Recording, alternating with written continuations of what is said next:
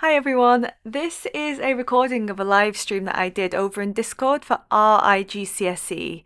I did that in August of 2025. So I promised everyone that I would upload it onto YouTube, and I have. It's quite long. I hope that it's useful to everyone. The first half will be first language English, and the second half will be literature, IGCSE literature. I will probably do more stuff like this in the near future because I really enjoyed myself. So please do subscribe to this YouTube channel, follow me on Instagram, and you'll get notified when I'm going to do another one. And of course, go ahead and join our IGCSE on Discord and on Reddit. They are absolutely fabulous. The amount of resources that I saw in there and the helpfulness of the moderators and the knowledge that is on that Discord is absolutely outstanding. So I do really recommend that you guys all go and check out that group. Okay, let's get stuck into the AMA. I hope that is useful for you guys. A little bit different, obviously, from the usual style. There is more waffle, there is more yapping, but hopefully you guys will still find it useful. Let's go. Now, on this PowerPoint is all of the questions that I was asked ahead of time on that channel.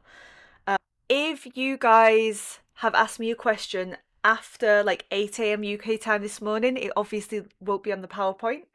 If we have time at the end, then I'll also answer any additional questions that are in the chat. For the person asking, will this work for Pearson IGCSE? Yes.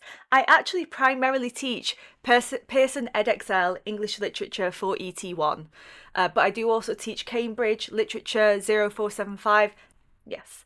For anyone doing IGCSE literature of any kind, it's usually basically the same. How many different ways can you analyse a literary text and write an essay? It's pretty much the same. Let's start. So, hi. Firstly, a basic introduction. Who am I? If you guys don't know me, my name is Sarah O'Rourke.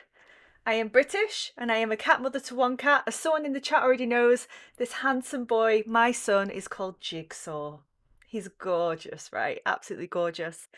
And I am an English teacher, a tutor, and an examiner for IGCSE and AS English.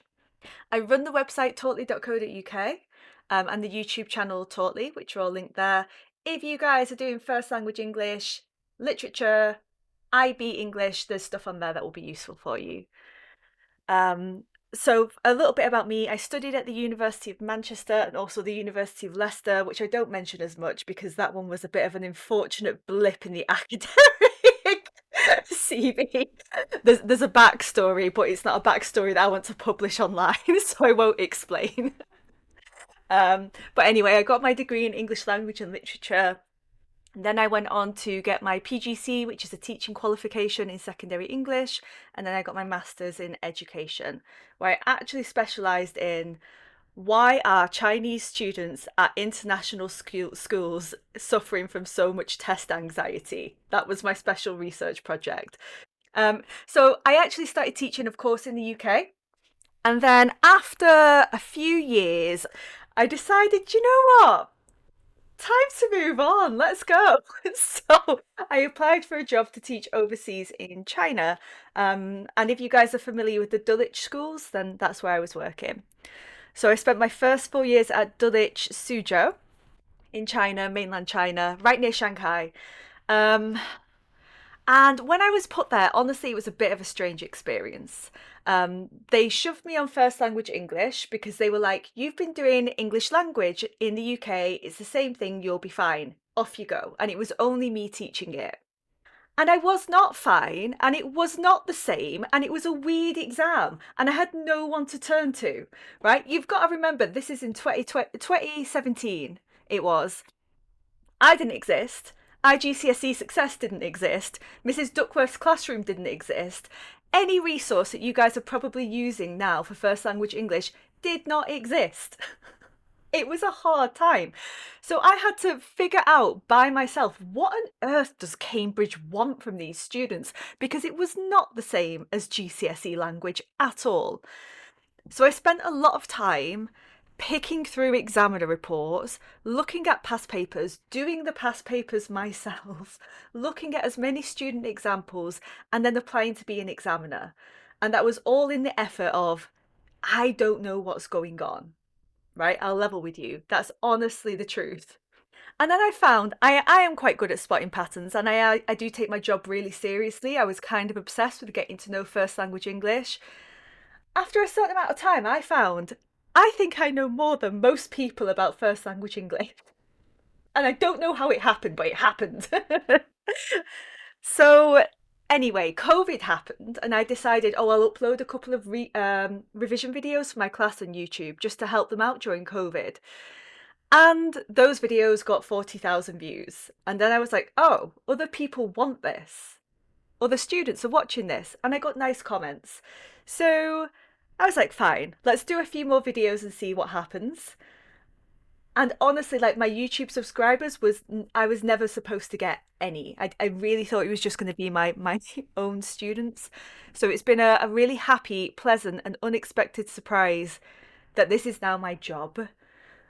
And I've now left teaching, working at schools, and I work for myself, and that's really cool because I enjoy being my own boss. I enjoy setting my own schedule, deciding what's important. So that's been super cool. So now I am full-time tutoring for group classes, doing first language English, literature, and IB. So that's a little bit of the backstory and the origin story, if you will. Oh, I'm not at that school anymore. My friends still miss you there. Have we got some Dulwich connections in here? Hello, guys. If any of my ex-students are in here, hi. If you are interested, by the way, in doing any group classes with me, then my events calendar is here. And I have also got a first language English writing course right there. That's a premium one. I've only got 2 spaces left in my first language English group class. And then other than that, I'm full this year. So if you do ever want to study with me, get in early because I fill up fast. And everything that I'm doing today you can download. Um, so this is the PowerPoint. I've also put some freebies in there, like some of my other PowerPoints. And that's also where I'll upload the MP4.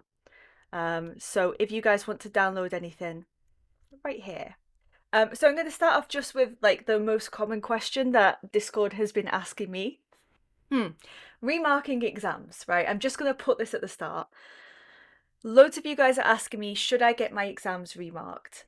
My blanket answer is, I don't know you. I'm not your teacher. I've not read your work. I don't know if I think that the grade that you've got doesn't match. So I can't give you any personal specific advice. And I would never want to pretend that I know better than your English teacher about your ability.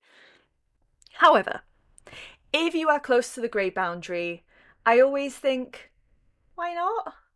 English literature and first language English are kind of subjective exams, and I have seen some big gains in grades. So I do think that if you are close, it might be worth it if the money isn't an issue to you, but I can't say with any certainty because it will depend on your case. One student did say to me that she thought that she got a low mark because she'd written the wrong question number on paper 2. So she'd done like question 2 and she wrote question 4 and thought that was the reason why she got a really low mark. No, that won't affect it at all. The examiner, if they notice that you've done the wrong question, they'll just change it themselves. I would do that. Or they would just still put it in question 2, but the mark scheme's exactly the same. It wouldn't affect your mark at all. So I'm sorry to that student. I'm afraid it might be the quality of your story that got you the low mark rather than the wrong number. All right, so the way I'm going to structure this is I'm going to do first language English first, starting with paper 1, then on to paper 2, and then on to literature, and then on to bonus questions in the chat. All right, guys, the answer is reading. I really think to 90% of the questions that I was asked, the answer is reading. I'll give you some other answers as well, but honestly, if you aren't reading for pleasure every night, that's going to be the biggest thing that will actually make a difference to your English ability. And I think that students think that there's like a secret that I can tell them that's going to magically make their grade go up. You know, a structure, a vocabulary word, a type of sentence that they can use and they'll get an A star. Guys, no. What it is long-term building up your language skills. And if you aren't reading like pretty much every day for maybe 30 minutes, you aren't maximizing your total potential. the amount that you could get to. You might still be able to get an A star, honestly, at GCSE. I've seen students that don't read that can get an A star. If you are going to do the IB, you will never be able to get a 7 if you aren't reading. Never. And for Shri, he's asking, does fan fiction work count for reading? I've got Draco and Hermione behind me. I read 50% of what I read is fan fiction and the other half is literature, right? But 50% is fan fiction. Yes, just be reading. Be reading something, be reading anything. Love a bit of fan fiction. If we've got fan fiction readers in here, let's go. Yes, that counts as reading, of course. So, some of the recommended books that I might give you, kind of in order of difficulty, and I will also give it the caveat, read at your own risk. These are young adult slash adult books, so they're going to have some themes in, right? There's going to be some naughty bits and there's going to be some violence. If you choose to read them and it's got a bit in there that offends you or excites you, that is not my problem. Read the blurb first, right, guys? So, I love Hunger Games. I've never met anyone that doesn't like Hunger Games. For people that don't like reading, that's the one I always suggest first because I think most people like it. AO3 is better. Wattpad is bottom of the barrel. Love a bit of Giver. Everyone always likes that as well. Twilight, people love to hate on Twilight. Why? It's just a good time. No one's saying it's literature, but it's fun. If you haven't read Twilight and you like vampires and you like romance, give it a go. Getting a little bit more complicated. Purple Hibiscus is sometimes a GCSE or IB text, but I think it's a really good emotional text that's kind of easy to read. Flowers for Algernon, love it. Normal People, beware, adult themes. Adult themes, that's your problem, not right, mine, right? But Normal People students often really like as well. Born a Crime is non-fiction, all about the apartheid in South Africa. Love that one, very good. World War Z, love it. Zombies, zombie apocalypse. To Kill a Mockingbird, that is an IGCSE text, but I genuinely think it's a page turner. Like you read it and you're like, oh my god, what's going to happen? So I do recommend that one. Daughter of Smoke and Bone. Again, if we like fantasy, if we like hot angels, and who doesn't like hot angels, right? Give Daughter of Smoke and Bone a go. It's actually structurally very complex and very clever.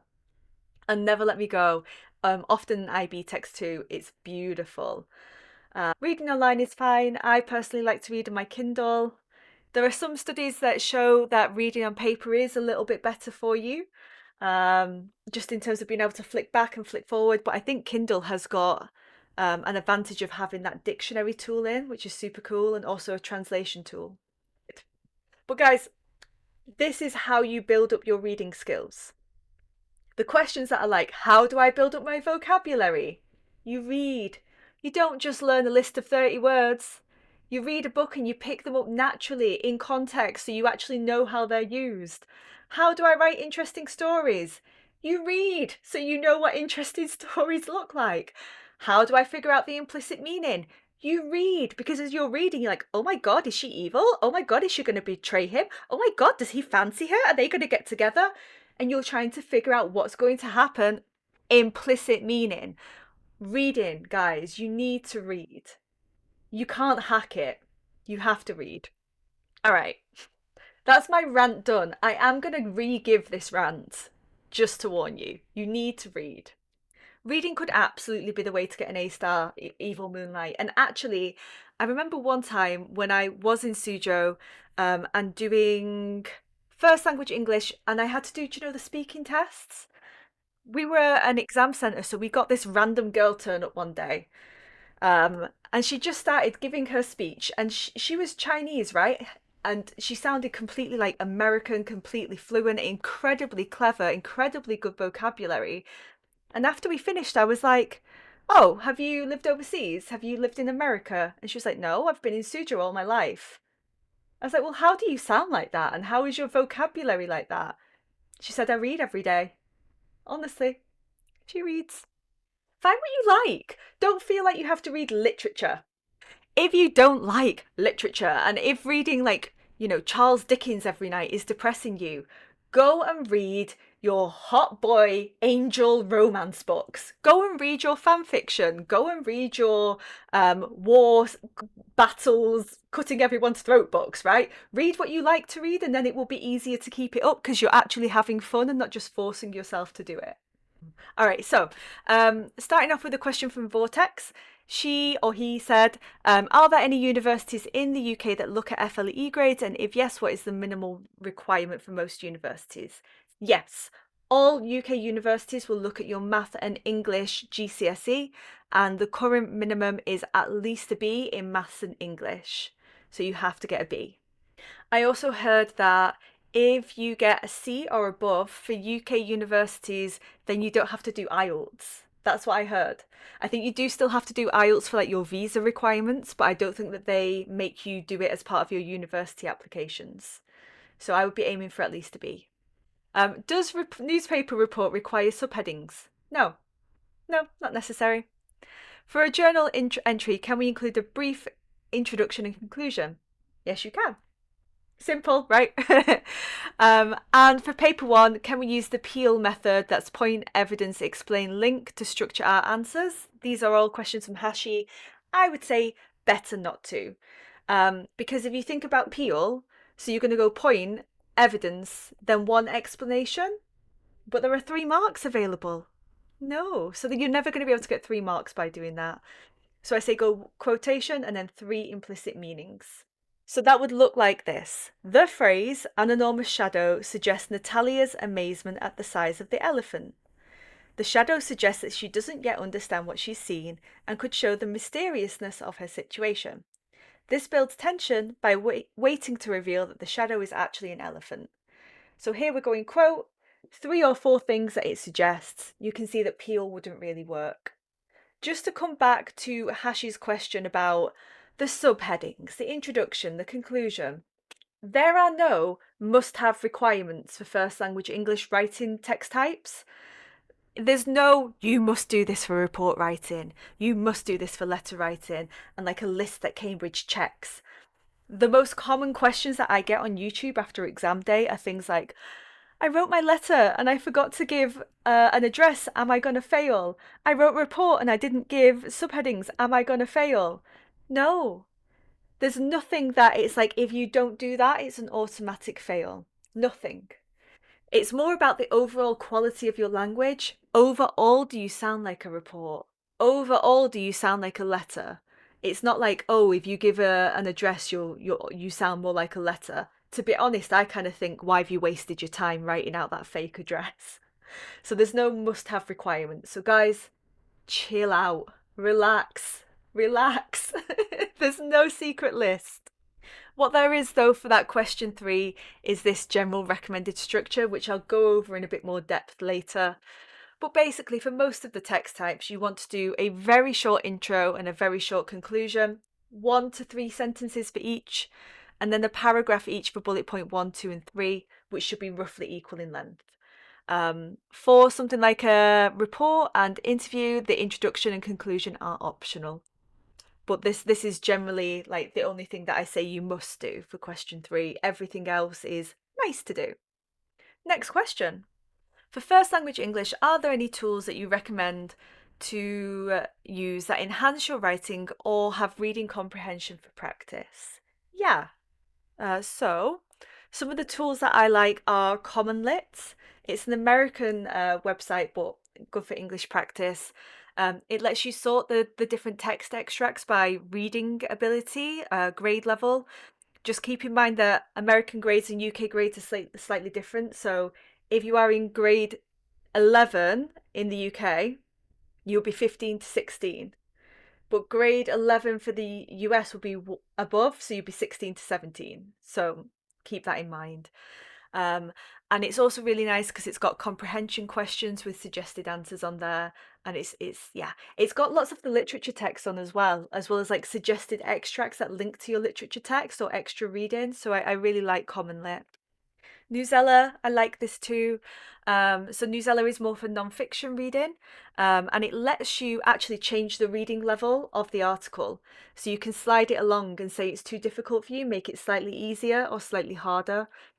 for some of the articles, if you're also studying like French, German, Spanish, Chinese, whatever, you can also translate it into the other language and practice reading it in both English and Spanish. So that's kind of cool.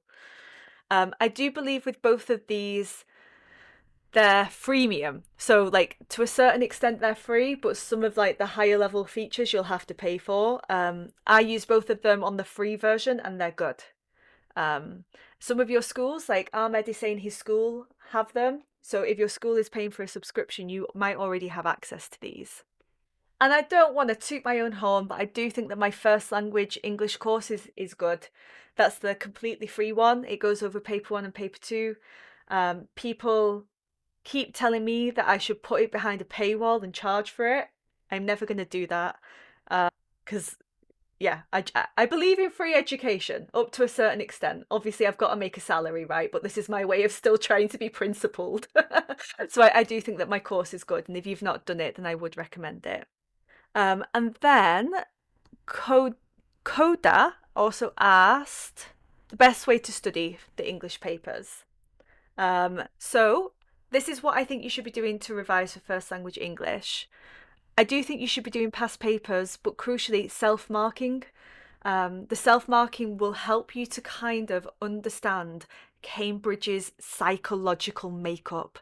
We are psychoanalyzing Cambridge, spotting the patterns, right? Especially for something like directed writing with the evaluation. After you've seen enough of the mark schemes, you start to get an idea of, oh, this is what they mean by evaluation. And it's always kind of a bit like liberal, environmentally friendly, open-minded, in favor of young people. Woo, let's go. Right, that kind of like mindset. So that will help you to get an idea. So self-marking. I really, really believe in self-marking. You guys have been very cute in the comments. Video lessons, of course, watching some of our video lessons. So if you've watched mine, cool. IGCSE Success is also really good. So I do recommend just bashing those video lessons. But guys, you just sitting and staring at me waffling on in my living room isn't going to make you magically learn all the time. Good revision is active, it's not passive. So as you're watching the video lesson, make notes, do mind maps, test yourself afterwards. How much can you remember? I had one boy that I tutored who had watched all of my videos, and then I would be like, okay, so what do you do for this question? And he couldn't tell me.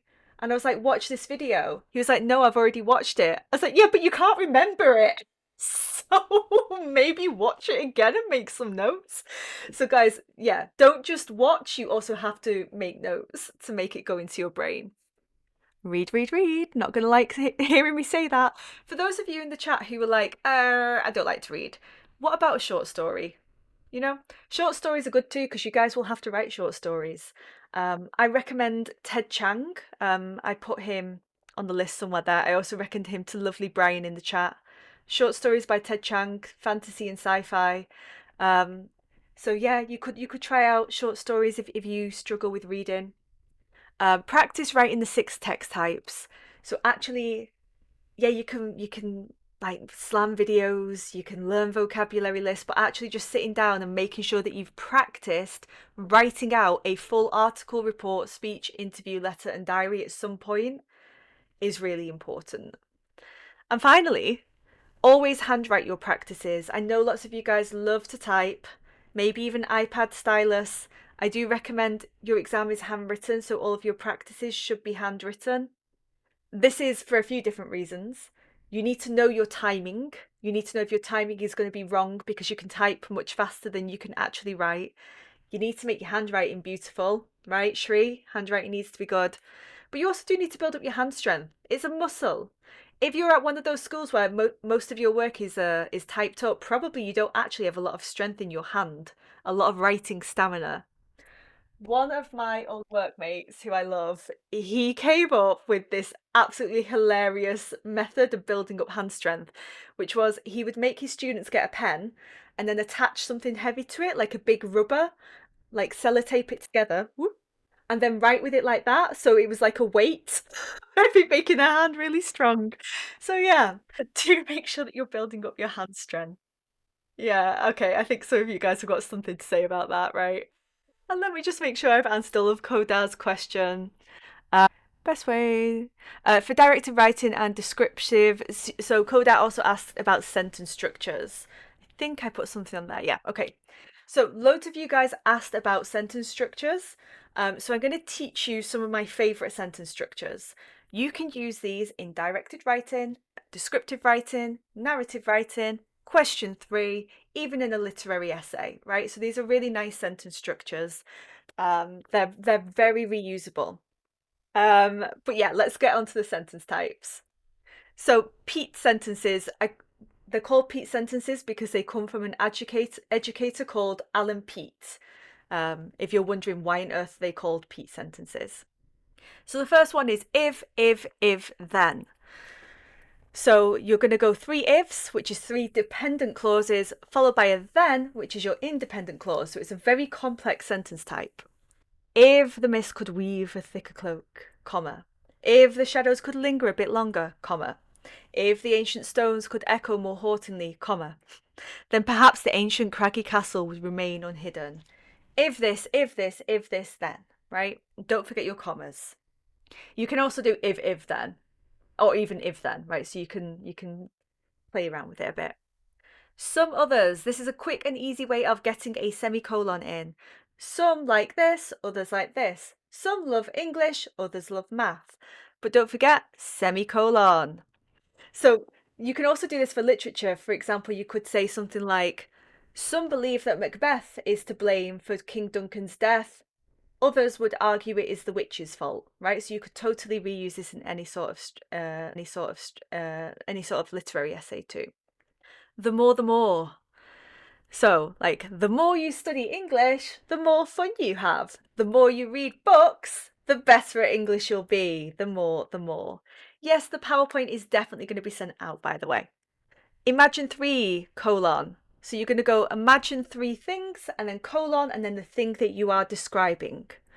He imagined dazzling daylight, his mother's warm smile and fresh air caressing his skin.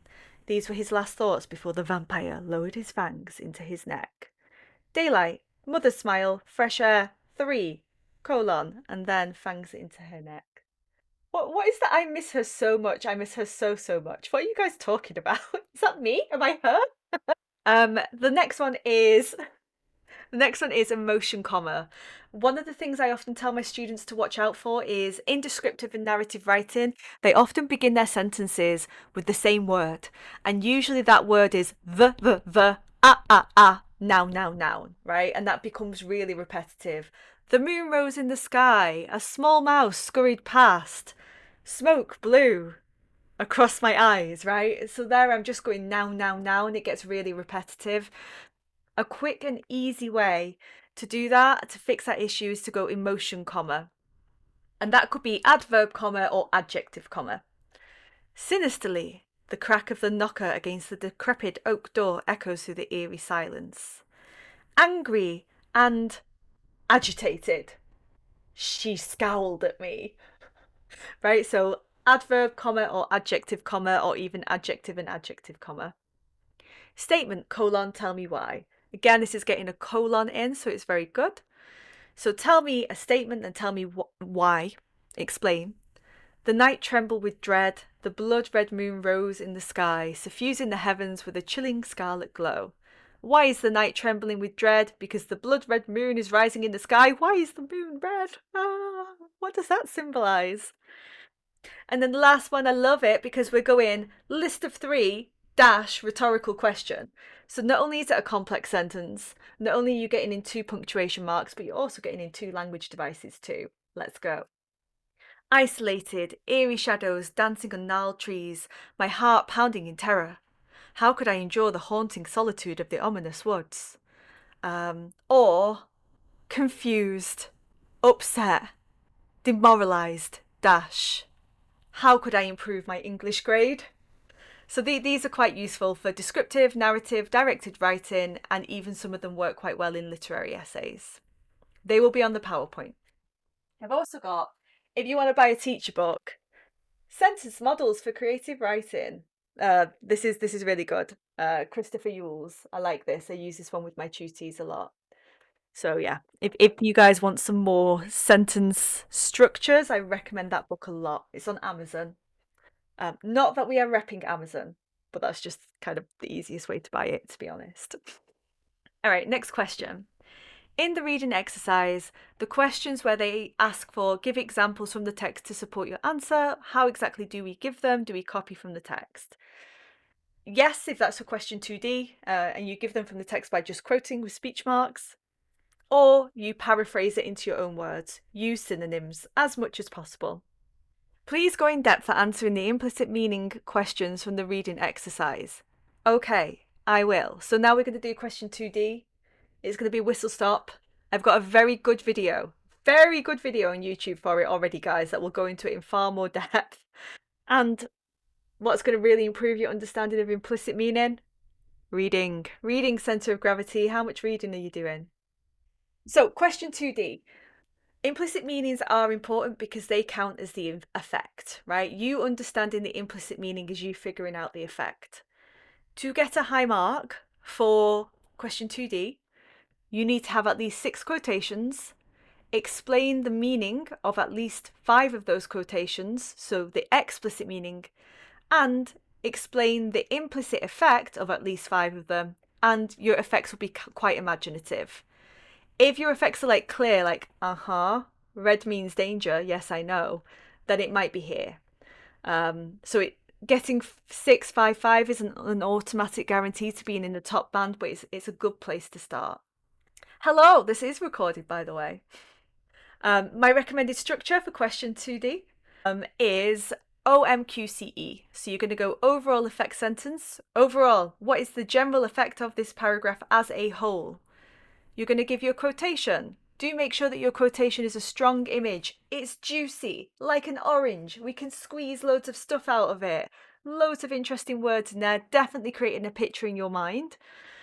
Because if you give a quote that isn't in the mark scheme, you're not going to get any marks, right? So you have to match Cambridge's quote. You're then going to give the meaning. Give a definition or a synonym to explain the meaning of your quote, explaining the explicit effect. The clever A-star students out there forget to do this. Yeah. They're too busy trying to think, ooh, what does it symbolise? And they never tell me what it means. So A-star students looking at you, don't be too clever. You do actually also need to give the explicit meaning. Connotations is optional. I think someone asked me this at some point. It's optional, but I love it. I think it works good. It's like a safety net. If you do connotations correctly, you're getting implicit meaning. Do connotations incorrectly, you're getting do it correctly, you're getting the implicit meaning. Do it incorrectly, you're getting the meaning, right?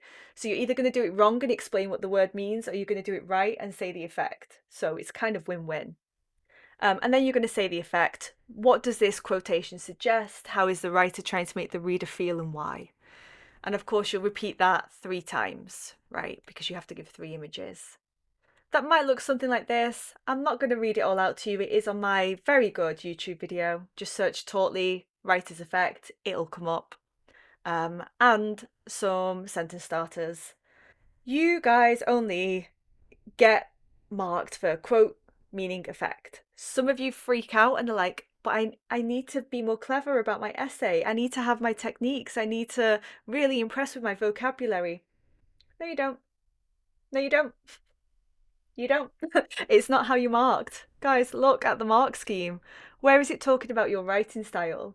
Where does it mention techniques and terminology? It doesn't. It doesn't mention it, so you don't need to do it. So very simply, this structure is more than enough. See a star. In case you haven't ever been taught connotations, this is how you would write it. So connotation is what a word makes you think of, what you associate it with it, what kind of feelings and ideas come to mind when you think of that word. So for example, the noun angel has connotations of purity, innocence, and heaven, which shows the writer's sympathetic view towards the girl, right? You can either use it as a noun and say it has connotations of, or you can use it as a verb and say this word connotes da da da da da. Lots of you are asking about the oral in the chat. Most schools don't tend to do the oral, and if you do the oral, it doesn't count towards your final grade anyway. Yeah. It's kind of a casual affair. I did do it in my first school. They just had to give a speech about a topic that interested them, and then we had a chinwag about it, a little chat. And yeah, and all of my students there were second language, and they pretty much all got the top grade of 1 without very much effort. So I wouldn't over worry it. Can I have a more creative response? To be honest, I wouldn't advise that you try to be creative for question 2D. Follow the structure, run away, get your grade, escape. Okay. Next question. I just want to know how you develop your points. I do read a lot of books. Good, love to hear it. But I don't seem to be able to evaluate and develop points or look at their implicit meaning. Any tips on how to do that? So, development is generally asking yourself these 4 things. How did something happen? Why did something happen? How might someone feel about something? Or how might they react to a certain event? If you are asking yourself those 4 questions as you are reading through your question 3, text C text, you will probably be able to develop. Most of the development is pretty much how, why feelings. So yeah, that's my recommendation there. And also actually taking some time to pause and plan before you start writing.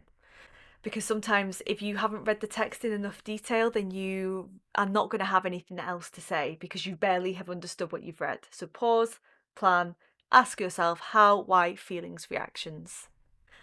So from Menlin, she says, or he says, I don't know anyone's gender, so we'll just go with they, right? They say, I feel 2 hours for paper 1 is extremely short.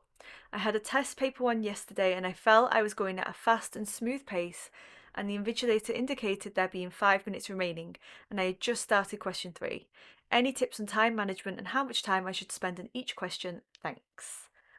So pretty much the only thing that you can really do is, of course, get good at the format of the exam paper.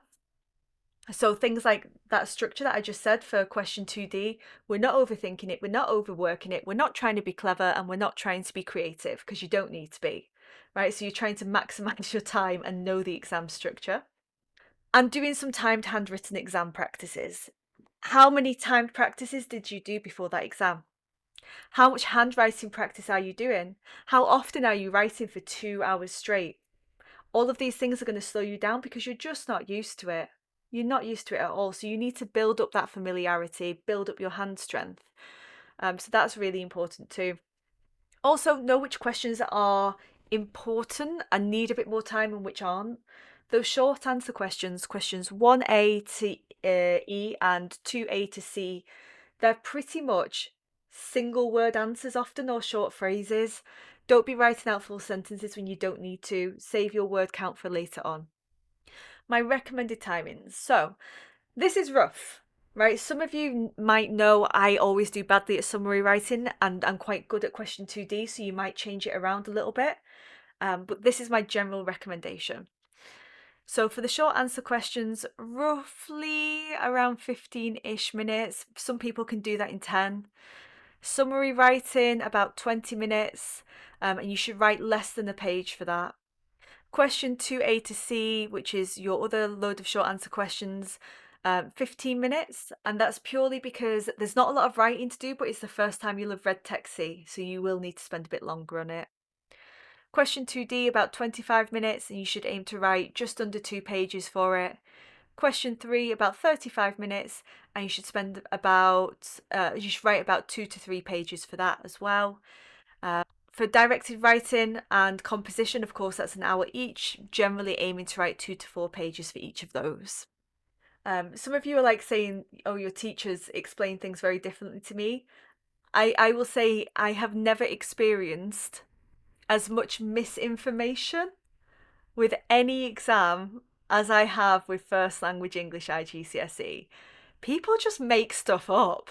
It's so weird. I'm like, where have you got that from? And a lot of like bad marking where I don't know if you guys have done something to personally offend your teacher, but it feels like they've got a grudge against you and they've put you in level 1 because I don't know, you wrote it in present tense.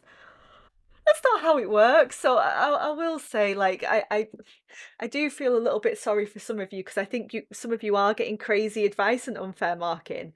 One of my lovely Lovely tuties. She was told by her school, you are not fit for first language English. You will not pass. This is not the right course for you. We want to move you to second language English. And I looked at her work and it was so good. Anyway, I worked with her for about a year and obviously she got an A star. And that I'm not putting that down to me. She was always capable of an A star and the teacher just didn't see it. And they were going to kick her out of first language English. Okay, so summary questions.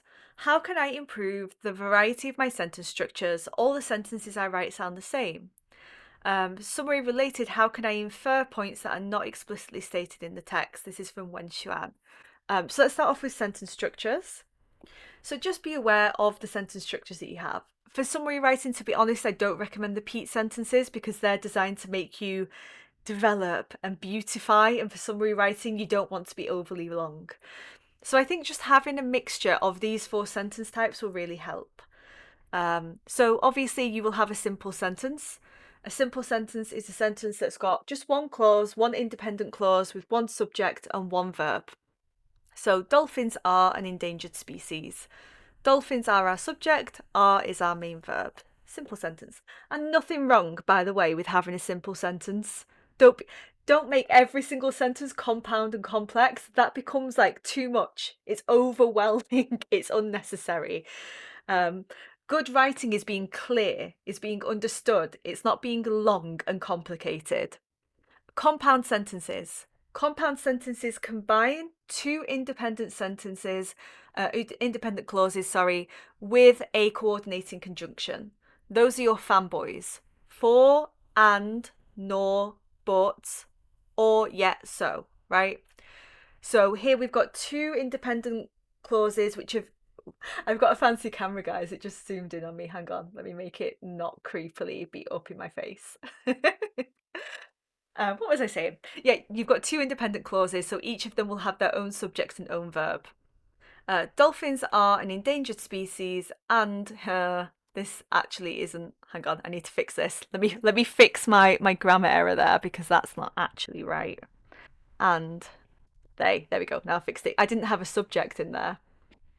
So dolphins are an endangered species. So dolphins subject are is our verb. They are frequently displaced from their natural habitats. They is our subject, are is our verb, and we're just joining them up with an and. Oh, there's vocabulary lists in the pins. I might have to have a look at that because someone sent to me too.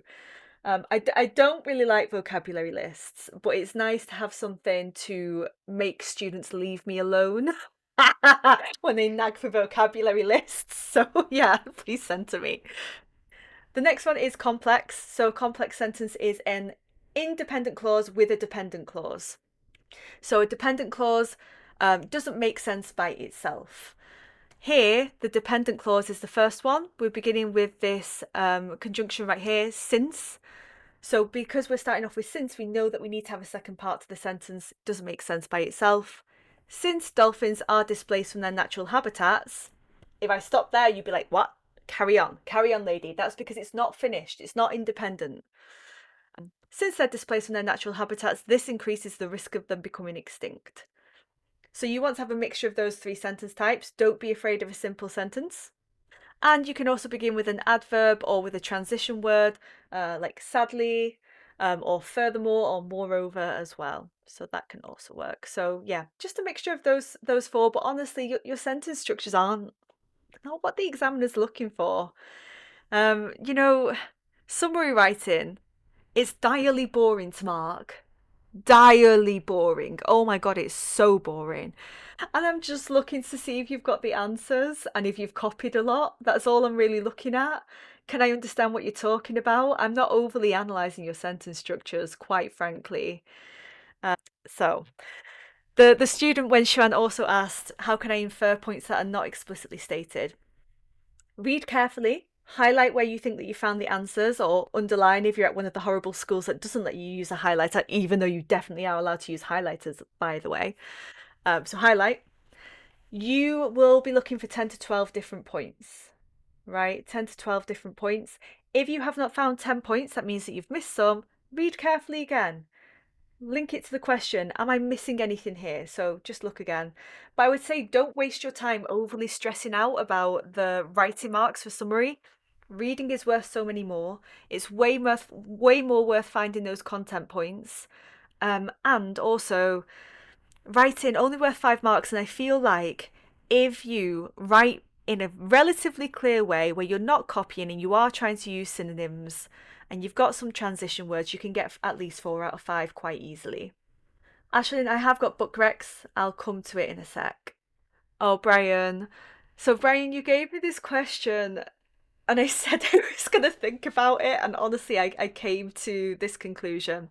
Brian asked, is it possible to boil down question 3 writing tips into a memorable format? Because you guys know how I've boiled down question 2D to overall effect, quote, meaning connotation effect. And he wanted me to come up with something similar. And I thought and I thought and I thought and I thought, and then I was just like, I just actually don't think it's possible. Sorry, I really don't think it is. And that's because for question 3, it's going to depend what is your text about? Who is the character you're being asked to write as? What is the text type? And all of these things make it actually quite changeable. So this is the closest that I've got. This is the most like reusable structure.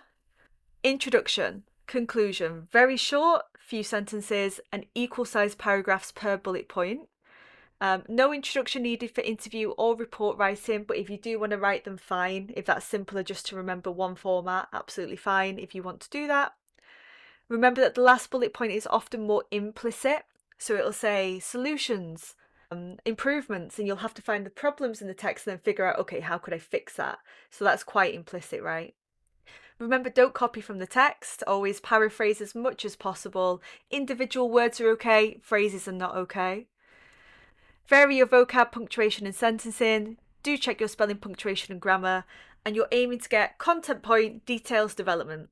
Content point is the ideas in the text summed up broadly in your own words. Details are the literal facts in the text that you could highlight: who, what, where, when, how. And development is how, why, feelings, reactions. I'm enjoying the fan fiction chat in you guys are funny. And also for question 3, the other thing that you guys need to remember is Vorpth. That's the same for directed writing too. Voice, who are you writing as? Whose voice are you assuming? Make sure you get the right character. If you get the wrong character, you are going to take a big hit there, I am afraid. Audience, who are you writing to? That will affect how formal or informal you are. Writing to a friend is way more informal than writing to your boss. So based on that, what is your register? How formal or informal should your language be? Purpose, why are you writing? To discuss, argue, persuade, inform. And format, what text type have you been asked to write? Letter, article, speech, interview, report, diary, so on. So that's kind of like the best that I can do there, Brian. I'm going to keep thinking about it, but I don't think you could get an A star with a simple structure that would apply to every single question. I don't think that's possible. All right, guys, we are now on to paper 2. Paper 2, first language English literature, coming up next. The answer is reading. The student who was asking me about recommended list of reading right here. Yep, so the answer is reading. If you guys want to know how to have interesting imagery, you need to read. You need to see what professionals doing. Want to know how to have interesting stories? You need to read. You need to have like backdrops and ideas from other writers that you could kind of sometimes tweak and use a little bit in your own writing. Want to have vocabulary? You need to read. The answer is reading. So there is my rant once again. That's the second time. It is going to be repeated the third time. Okay. Language techniques that are most impressive examiners and how should I use them? Not specifically. Like there's not anything where it's like this is automatically an A star. It's more about the overall quality of your language than you using a technique, honestly. But there are some that do tend to come up a little bit more in the higher level. That will be extended metaphor, circular structure, and effective plot twist. Can't be random. Can't be like, oh, and then it turned out she was my sister. Ah. But you've never hinted that. You've not laid out any like clues, and it's just like really, really random. And I'm like, okay, cool, nice plot twist, makes no sense. So as with all things, you can do these techniques, but you actually have to do them well to get credited for it. And you can get an A star without them. So like before, there's nothing where it's like, you must do this. It's not quite that simple. I have got video lessons on each of those. So circular structure is this one, and extended metaphor is this one. So if you guys wanna learn more about that, then yeah, go ahead.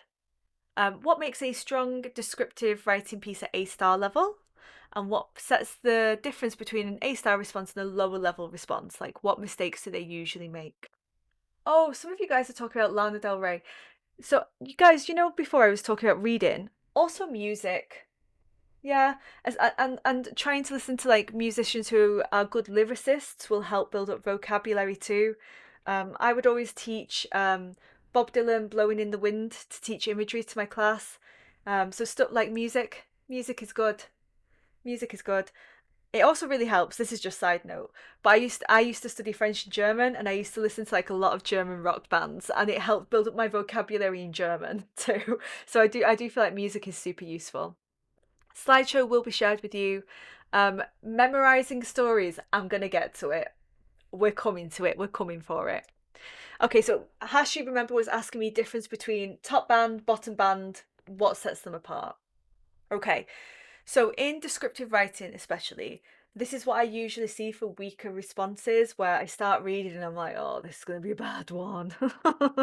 So, weaker responses, really obvious imagery. The night sky is an artist's canvas. The flowers danced, right? The really obvious, almost cliched imagery. Imagery that clashes. Okay, so the flowers danced, but then the sun is roaring and the grass is like the devil's fingers. Dance, roaring, devil fingers, they don't go together, right? So that you're creating like a really clashing, weird image in your reader's mind.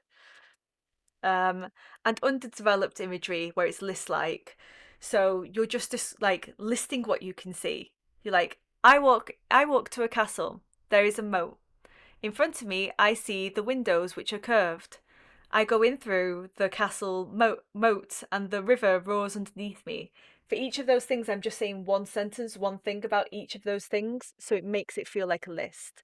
You should be aiming to describe things that you see in your description for like at least 3 sentences, ideally more like five, developing, going into depth and extending them. Or just a bit weird. Just a bit weird. Well, we say for like the lower bands, like fever dream stories or fever dream descriptions, where it's like, have I got really sick, got a fever, and I don't know what's happening anymore? And you're just like, what is even happening? My favourite ever. I've got you saved. This wasn't an exam story. This was actually from my school that I taught at. My favourite fever dream story was it was a man finds out that his wife has been cheating on him with his best friend because he found a videotape. Don't know what was on the videotape. And so he decides to go on a quest to get revenge. So he calls in Gandalf and Harry Potter. They exist in two different worlds, and they go on like this quest to get revenge against the best friend and the wife. um and in the process of doing that, they find a black hole where the man decides to step into the black hole, leaves Gandalf behind, and go to a new life rather than get revenge. And I read it and I was like, what has happened? Have I gone crazy? What the hell? So that kind of like weird fever dream, automatically low. I love it. I will probably save it and read it back whenever I feel sad because it cheers me up, but you're not going to get a good mark. Try to avoid just like putting in characters like Harry Potter, Gandalf. Don't do it. You can be inspired by other literature, but don't actually include the character in your story. Like, why would you do that? And to be clear, you're not going to get marked down for having Harry Potter there, but you're going to be marked down because it's going to make your story dumb. It's not going to be a good story. It's going to be weird. It's not because Harry's there. It's because of you. It's your fault. It's not Harry's fault. I love that story. I wonder if I can find that student now and ask them if they give me permission to share it. That there is no automatic markdown for writing fan fiction, but I do think it's better to make it less obvious if you're going to do that. Change the names, change the places, and so on. Stronger responses, like A grade responses, will have clever imagery, consistent imagery, and extended imagery. So basically the opposite of the weak ones. But the difference that sets apart an A-star one for me is they are actually trying to evoke an emotion in me. They're trying to make me cry. They're trying to make me angry. They're trying to make me scared, and they succeeded. I read a girl's story and I actually started crying once. I was like, this is beautiful. I think I was having a hard day.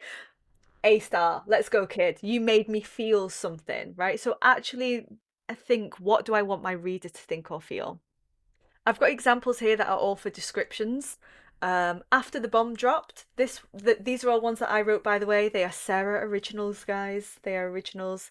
Um, After the bomb dropped, all about describing a village after a bomb has dropped, right? But the emotion is, this is my home. This is where I was. This is where my family loved each other and lived together, and now it's gone. That's the emotion.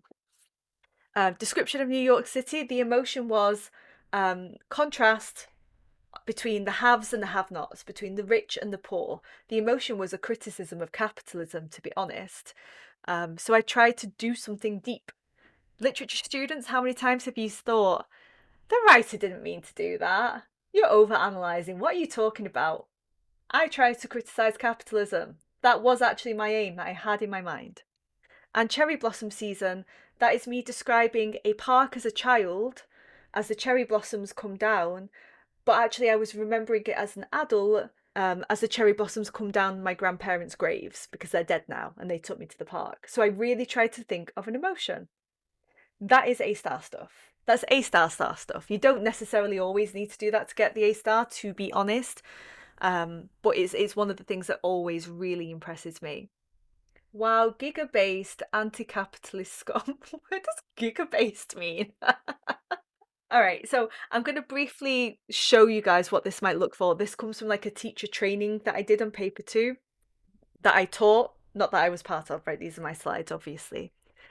So in the top, you are going to be well developed, thoughtful, and deliberate. Might look something like this. The wind roared furiously as it barreled into the mast, the sky trembling from the distant booms of thunder.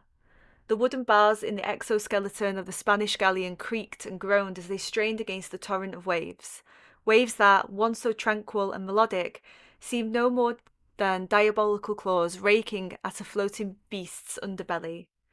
Fusillades of watery knives hurtled onto the deck, seemingly hell-bent on weighing down the ship, shimmering with Poseidon's rage. They clinked on the metallic mermaid at the bow of the ship, its outstretched melodic figure weeping for her brave soldiers. So, beautiful imagery, very, very accurate, range of sentence structures, but they're very much creating this image of this like panic and chaos as a storm overtakes the ship, right? To the person saying, love, laugh, Harry, HP, let's go. She's saying, honestly, just practice. She's right. Most of this really is just practice. The next band is going to be consistent and developed, but it might not be engaging and it might not be thoughtful, right? You're doing what you should be doing and you are developing your ideas, but it's just not really making me feel very much, you know? So here's an example of one. Rolling green hills surrounded the landscape, a castle embedded within. Fortified, the castle stood out among the scenery, almost striking in a sense. A timeless building, it looked as if it had survived obliteration. High up on a hill, the top of the castle enveloped in dense fog, only letting a silhouette of the watchtowers reach the eye. So here we're describing a castle again, and it's good. They're doing what they need to be doing, but you're not making me feel very much at this point. The imagery is a bit more obvious than the first one. I mean, here we've got like Poseidon, right, and the beast's underbelly. These are clever images. These are a bit more obvious, right? The building is high on a hill in dense fog and it's got a silhouette. Kind of a bit more obvious. Okay, then into level 4. This is where most students fall on the exam.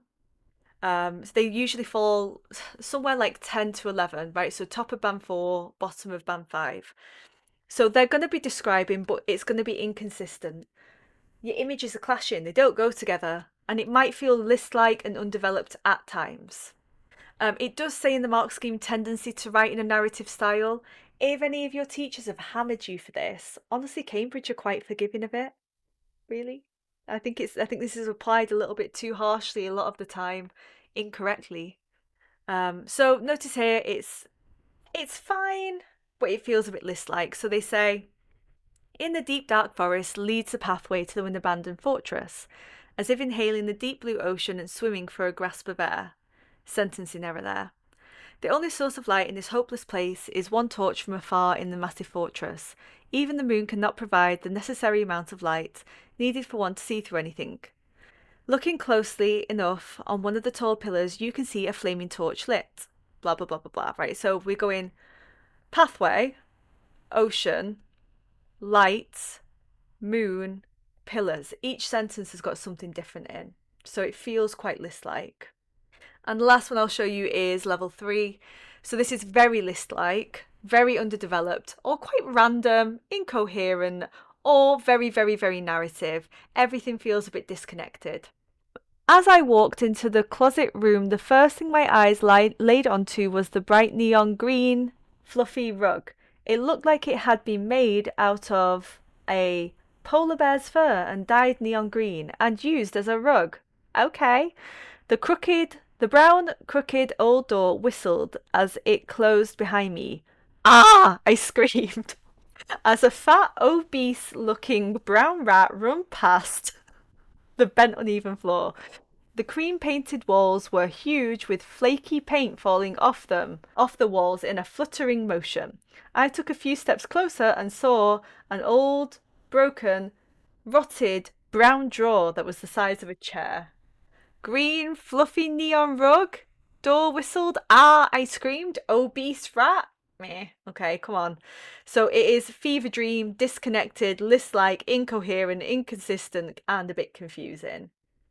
We're going to get on to topics, guys, which, here we go. Here's the topic question. So lots of you are asking me in the chat about like banned topics.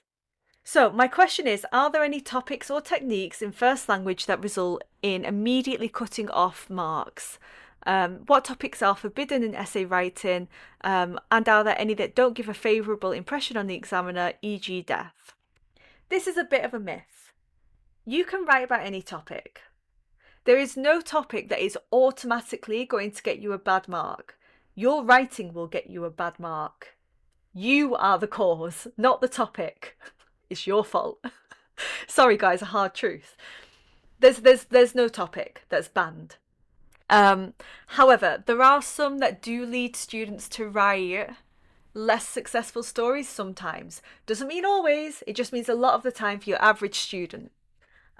So Cambridge do often say death. I personally have also found that death doesn't lead to very good stories. It doesn't mean if you have a death in your story, you're gonna not get full marks. You can get full marks with a death in your story. But the reason why it leads to you getting a bad mark is because it's lazy. It's easy to have, what's the climax? And I died. Oh, and then she killed me. And then I murdered her. It's not really that clever or creative. It's probably not got that many hints or foreshadowing or plot twists. It's just a bit easy to do. And I do think that when I say to my students, don't have death, they all complain and scream at me like, what? Why can't we have death? Well, you're so unfair. Please, I've got a really good idea. My idea will be good. Right. Then, after they finish complaining and moaning about me, which takes 1 to 2 lessons, and they actually start to think of a different story idea, and I force them to be more creative because they can't go for the first, most obvious, easiest idea, which apparently to teenagers, the easiest idea for you guys to write a story about is to kill someone. What's all that about? I don't know.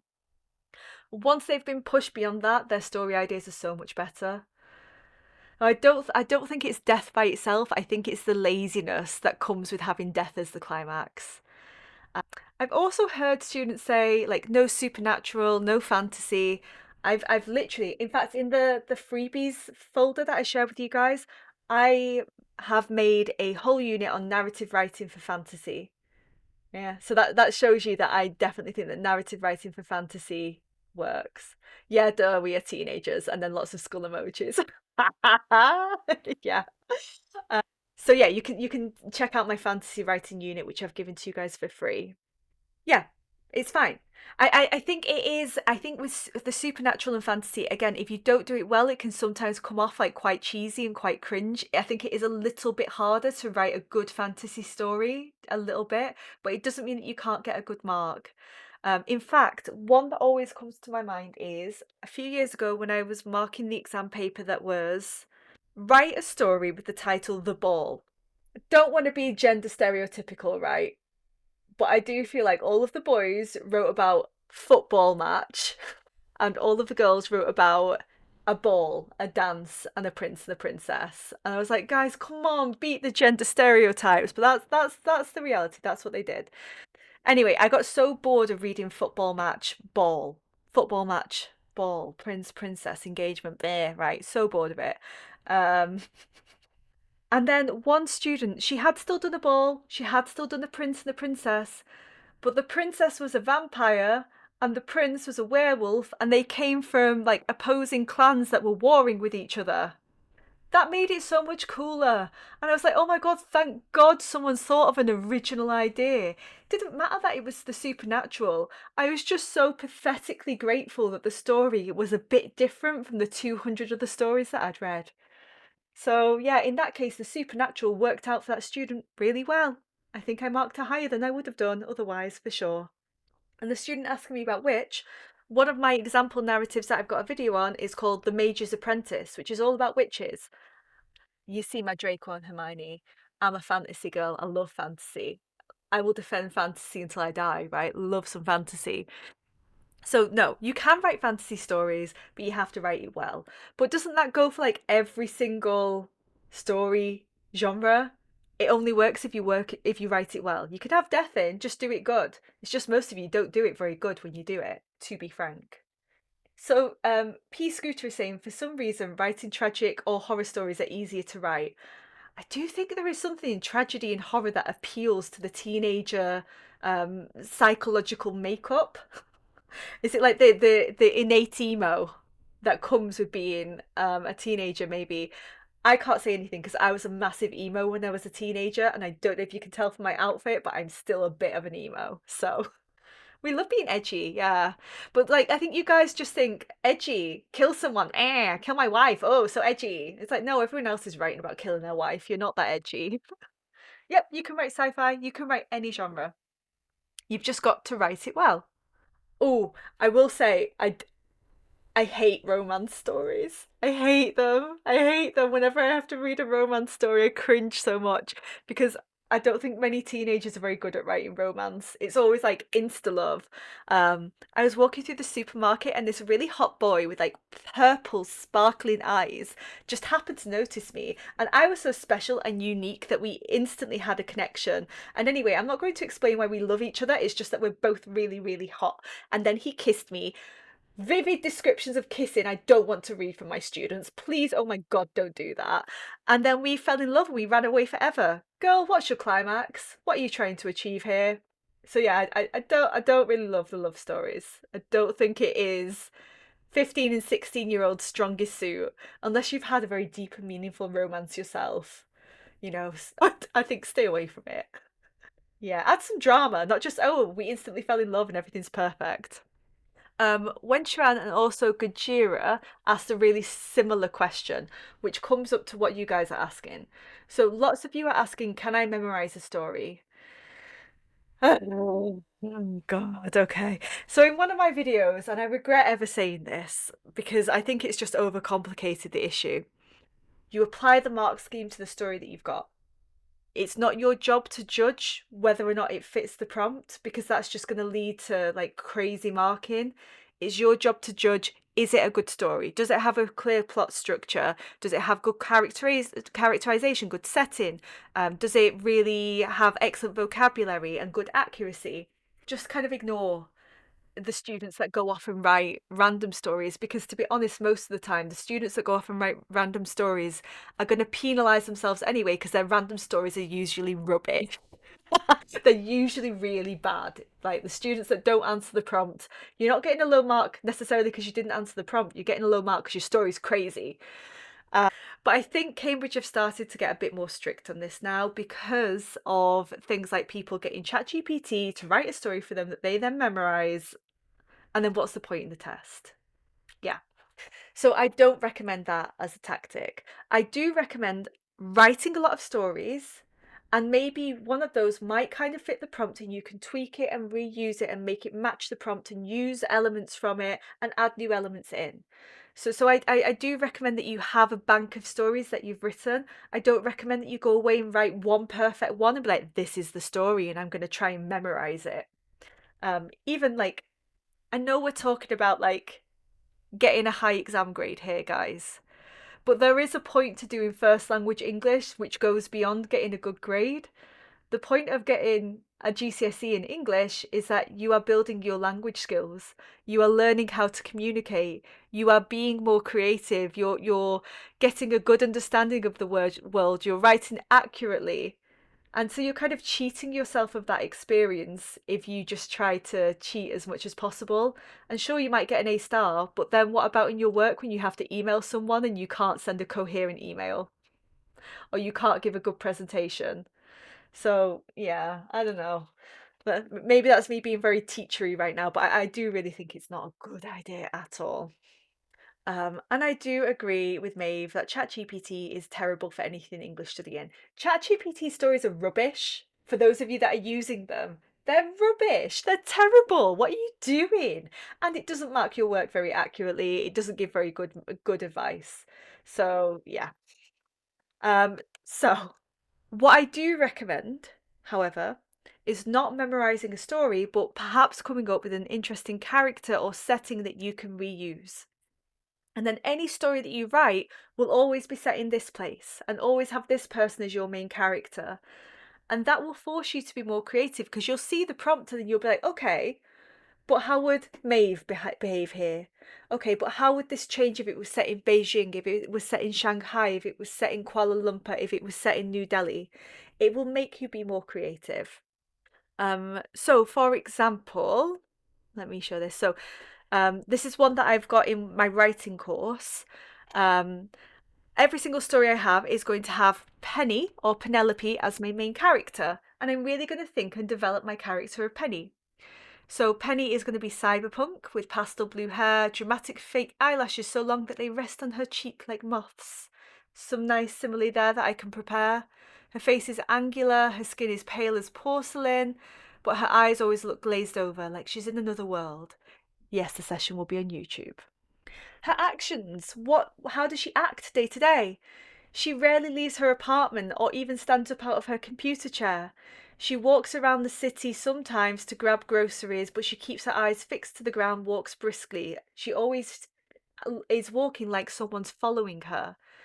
She keeps her face completely masked, completely neutral, but if you look closely, sometimes she smirks. Speech. She's quiet, but she's not shy. When she speaks clearly with a voice that sounds like a tinkling bell. Her voice is accentless, can't be placed in one location. Sometimes American, sometimes British, sometimes Irish. That's because she was internationally schooled and she travelled a lot as a kid. See, I know Penny, right? She's my girl. I know Penny. I know her inside and out. She's real to me. And she often looks like she's looking off into the distance. She like she's reading the book from behind your head that only she can see. What motivates her? She's a hacker. She works through the night to break into the networks of big corporate businesses. Maybe she's trying to take down Amazon. Let's go. Especially businesses that do environmental harm. She's obsessive, she's thorough, and she sometimes zones out in conversations because actually she's thinking about her work. She stays in the small apartment in the outskirts of a big city. Closest friend is her dog, Buster. Um, Maybe that's why she always thinks someone's following her because she's scared of the corporations coming to get her. Right, so then I have this story that I'm given to me in the exam. What would Penny do there? That makes such a big difference. It makes it so much easier for me and it makes it so much more creative. And see, I'm not just thinking about what she looks like. Don't be superficial, guys. There's more to a character than what they look like, and just because you've described their appearance doesn't mean that I feel like I know them. Their motivations, their speech, and their actions all really, really matter, right? So I've got Penny, and then I've also thought about my setting. So here I've got the setting of Yakutia. There's a video I love. to watch about that. I find it a bit ASMR-ish. I find it a really relaxing video. Give me some tingles, and it's the coldest village on earth. And so I would always set my story in Yakutia. So I tried this out with some of my tutees and it really worked. So, for example, the girl who got an A star before I was talking about, I believe it's in Siberia in Russia. The girl who got an A star, she always set her story in Chicago in the 90s in the depths of winter. So she did have like pre-prepared descriptions of the snow, of the setting, of people walking by in their huge mobile phones, for example. And she always set it there. And her main character was always the CEO of a big business who was immoral, rude, cruel, ruthless. So that really works too. Now, someone in the chat is talking about self-inserts, right? You can do a self-insert, but to be honest, most students do, even if they don't mean to, do a self-insert. I would say 99% of the stories that I read are generic teenager. The narrator is a generic teenager. I'm lucky if I get to know what they're called. Lucky if I get to know if they're male or female. They're just I. And I don't ever know anything about their personality. What motivates you? What do you care about? How do you talk? How do you walk? I don't know. You never tell me. So that's a really quick way to kind of fix that common problem. Have your character, have your setting, but please don't go away and just memorize a story. What's the point? What is the point? Do some practice. Come on, you're better than that. FLE, can you give us some tips for the directed writing paper, please? So much to say. These 3 videos basically summarize everything that I've got to say. What is evaluation? Directed writing overview and write with me. So I recommend those. Some students often ask, what is the structure? There is no structure. There is no structure. But you can never go wrong with a good old-fashioned introduction, main body paragraph. Hang on, have I paused out here? Oh, am I still online? Can you guys still hear me? Oh, do you know what confused me? The student, Joni, posted a screenshot of myself and I was looking at that and I was like, oh my God, I've frozen. That's so dumb. Okay, right, yeah. Well, there we go. How shameful. No, my fault, Joni, for being dumb. So I do think that this is generally a good structure. Introduction, 4 main body paragraphs, and a conclusion. Bamboo, yes, it is recorded. It will be shared with you as an MP4 and I'll put it on YouTube. This is a good structure for paragraphs. Again, you don't have to do this. It's just one that I think can work, and it's the same for letters, speeches, and articles. Topic sentence, pick a theme from the 2 texts, like bad for the environment, or good for mental health, or good for academics, like whatever the topics are that you get given in your 2 texts. Then go to text A, pick 1 to 2 explicit ideas that it says about that topic and summarise, then evaluate their ideas. Move over then onto text B, 1 to 2 explicit ideas, summarise on that topic and evaluate those ideas. And then a final opinion. Draw a final conclusion on the topic. Which side do you agree with the most and why? You can see me doing that exact structure in this YouTube video lesson, by the way. Yeah, teachers in the school mark so strict because they make up random rules that don't exist. It's actually mad. The marking isn't lenient. I mean, you can tell it's not lenient by the fact that it's often like 60 out of 80 to get an A. Like, you will lose marks and most people will not get in the top band. But I think you guys are like overthinking a lot of the questions sometimes, honestly. Okay, and here's an example of that paragraph structure. In the interest of time, though, I'm not going to read it out. Feel free to screenshot. Descriptions or narrative, neither one is better, depends on you, as Maeve said. Know your strengths, know your weaknesses. Both types are marked with the exact same mark scheme.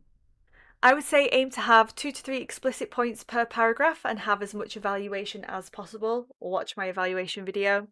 Basically, if you get 1 evaluation point, the examiner has to put you at 10 out of 15 because in the mark scheme it says for that band, some successful evaluation. So they have to put you there. And then after that, it's roughly, honestly, 2 evaluations is 11, 3 is 12, 4 to 5 is 13, roughly. Oh yeah, Sweet Car Named Desire, Gillian Anderson one is good. It's especially good if you're studying it for literature. Gotta love the black and white Marlon Brando one though. I taught Streetcar for IB And I showed the Marlon Brando one where Marlon Brando is incredibly hot, to be honest, in that film version. So it kind of like confuses students because they're like, I know he's the bad guy, but he's so hot.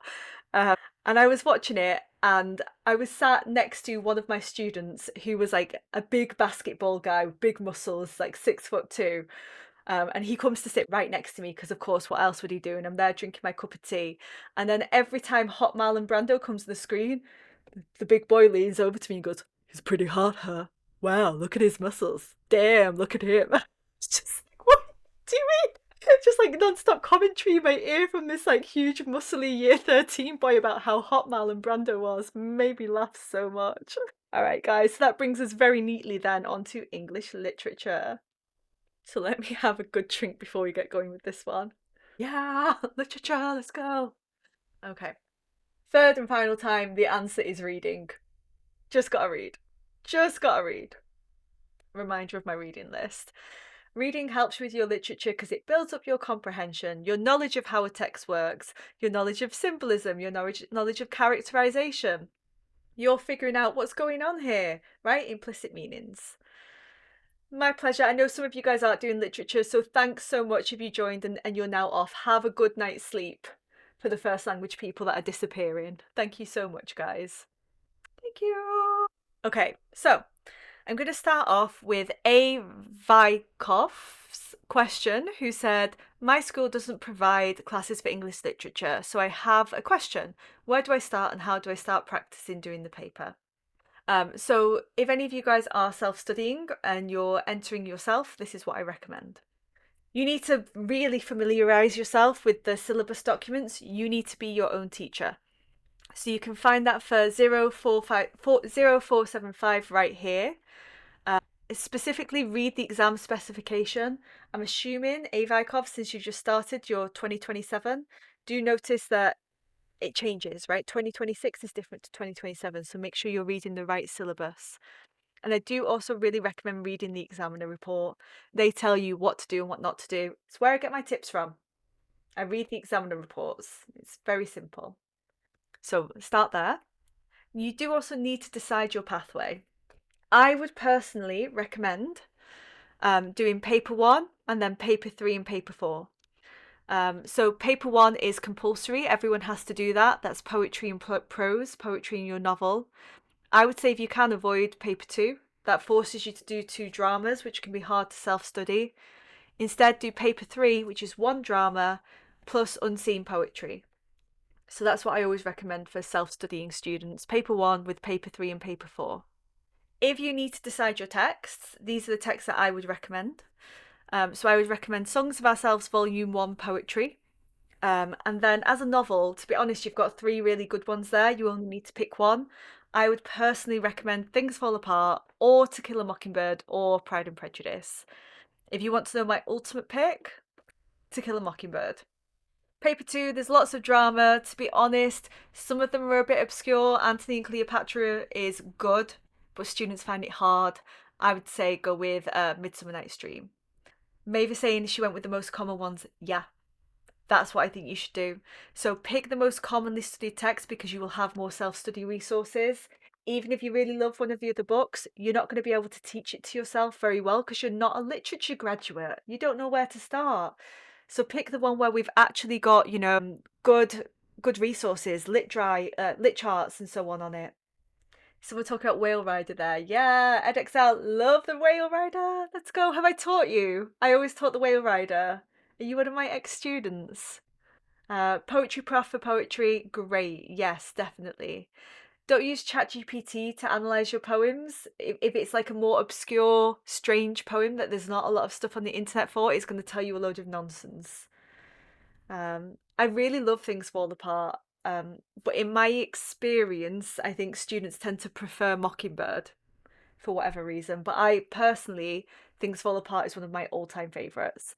When I read it and I read the ending, I got so upset I had to throw the book away from me because I was so upset. A book hasn't made me do that in a very long time. Literally have to throw it. Oh, hi, I know who you are. Hello. Okay, what then? So you've picked your text, you've picked your route, what do you do then? Firstly, read your text again and again. There is no way to fake this. Some literature students literally don't read their texts. What the hell is all that about? They just read the extracts. They haven't even read the full book once. Crazy. I do think if you're going to do it for an exam, you should read it at least 2 times, ideally more than that. I do think then watch the films too. I want you to know your text really well inside and out, have them memorized, right? Know exactly what happens, all of the small subplots, especially if you're doing like, you know, Streetcar Named Desire. There's loads of adaptations of it. Midsummer Night's Dream, 1,000 film versions of it, right? So if you're doing one of those really popular texts, watch as many of the film versions as you can. Do watch YouTube videos for chapter by chapter analysis and annotate. That's why I say do the popular ones, right? For Streetcar Named Desire, there's so many teachers that have got videos on YouTube of just them annotating for the class. And I would say, where's my copy of Gatsby? What you should be doing is really annotating like this, like, oh, no, come on, camera, here, right? Every single page should have something on it, right? Notes all over, right? It should look like this. You should look like a crazy person, right? So that's what it should look like by the time that you're done. Oh, click the wrong thing there. Claire's notes, yes, repping Claire's notes. Love Claire's notes. She's amazing for poetry. Read the lit charts, read the spark notes, of course. Then I would say be creating mind maps for character and theme. I've got some more in-depth stuff later on based on Maeve's question as well. Make sure you're reviewing your key quotes, make sure you're reviewing techniques of language, form and structure, and do be writing practice essays. That's what I would be doing if I was self-studying. These are the things that you need to be looking out for as you analyse literature. So you need to be analysing on a word, sentence and whole text level, right? The whole text level, that is, to be honest, the A-star stuff. That's what the lower grade students often forget to do. So we'll start off with word. Word and sentence level analysis, if you're doing Cambridge, is going to be really, really important for extract-based response, especially, right? So, word class, adjective, verb or noun. Is it a contraction? It's, wasn't, that sounds more casual. Why do that? Colloquialism, slang. Concrete noun, modal verb, can, could, should, must, may, etc. The connotations of a word. Is it a pronoun? How formal or informal is it? Cheesecake, yes, this is for IGCSE literature. On a sentence level, this is probably what you guys have been doing a lot in class, I would guess. So the stereotypical easy to remember techniques like hyperbole, simile, tricolon, alliteration, metaphor. But then you could also be looking out for things like, is it a declarative sentence, an imperative sentence, and so on. Now, whole text. This is the higher level stuff. This is basically form and structure, right? So whole text, symbolism, because symbols occur throughout the text. A tragic fall. So for example, Blanche in A Streetcar Named Desire has a tragic fall. She starts not quite high, but she falls low. A turning point, a point at which everything changes and you can't return, you can't go back to how it was before. A foil character, characters that contrast and contrast each other. So Mitch and Stanley, they're very much foils. Circular structure, things starting and ending in the same way or with a similar motif. Foreshadowing, themes, extended metaphors, dramatic irony as well, especially in plays, characterization and character arcs. Do they change? Do they grow? Or do they not grow? They don't learn anything. Stanley doesn't grow, doesn't change. He started off as a pig, he ends as a pig. And repetition too. So we need to make sure that we are analysing on all 3 levels. Okay, so what's the most common mistake that students make that costs them marks in the grade 9 answer? So, the most common mistakes in literature are not answering the question. They start writing, they start waffling, and they've not actually answered the essay question. That's going to really knock you down. I do think whatever the keyword is in your question, keep repeating that keyword throughout your essay. Lots of students just summarise and they retell the plot. You know, they explain to me what happened, but they're not actually analysing, they're just summarising. Um, Lots of students who are getting like C's and B's and can't quite make it to A and A star, that's usually because they're just analysing language choices, but they're ignoring form and structure. I'm going to go into that in more depth later on. Not considering the writer's intentions. Why did the writer do this? If your teacher's ever writing, why? Go deeper. Writer's intentions. It's this. And again, I'm going to go over that in a sec. Quote stuffing. Stuffing as many quotes as you possibly can into your essay because this will get me an A star, right? Quote, quote, quote, quote. Look at how much I memorized. A star. Doesn't work. You're not going to get an A star for just stuffing it with quotes. Thank you so much to people that are dropping out. I know it's late. So yeah, you don't get marks for quotes unless you're actually doing something with it. And finally, not covering the beginning, middle, and ending of a text. So many students just analyse the start of the text, probably because that's when their teacher was taking the time to go through it in depth. And then by the end of the text, the teachers probably ran out of a bit of time. If you're writing an essay about a literary text and you haven't analysed something from the beginning, middle, and ending, you're not showing good knowledge, right? So stay super, super relevant, yes. Oh, sorry. And the student also asked, hi Tarlene, if I want to impress the examiner, what should I always include? As I mentioned, analysis of language, form and structure, writer's intentions, and really consider what is the big question or the big issue at the heart of the text. And I'm going to go over, like, I've got some slides later on where I'm really going to go into in depth in this. So if you're like, wait, stop, no, don't worry, I'm going to come on to it. Okay, so what is your recommended structure for IGCSE literature? I'm going to give my structure for the next question because someone else asked me a very similar one. What do we need to do to reach level 6 to 8? What differentiates a good response from an excellent response? Having a thesis statement, writer's intentions, having your own opinion. Going to go over that in a sec. And what does personal response mean? Have an opinion, personal thinking. You actually have got a thought about the text, right? Personal thought. Okay, so I'm going to break it down now. Good essays will have these 7 things. You'll have a clear thesis statement. You will state the writer's intentions. You will have clear topic sentences. You will analyse language, form and structure. If you need to include context for your exam, find out. For edXL you do, for Cambridge you don't always. Your context will be integrated, woven in.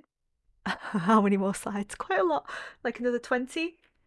Embed your quotations and your conclusions should be so what conclusions, not just repeating what you've just said. Let's go through. Yeah, I always go way over. Okay, so a thesis statement.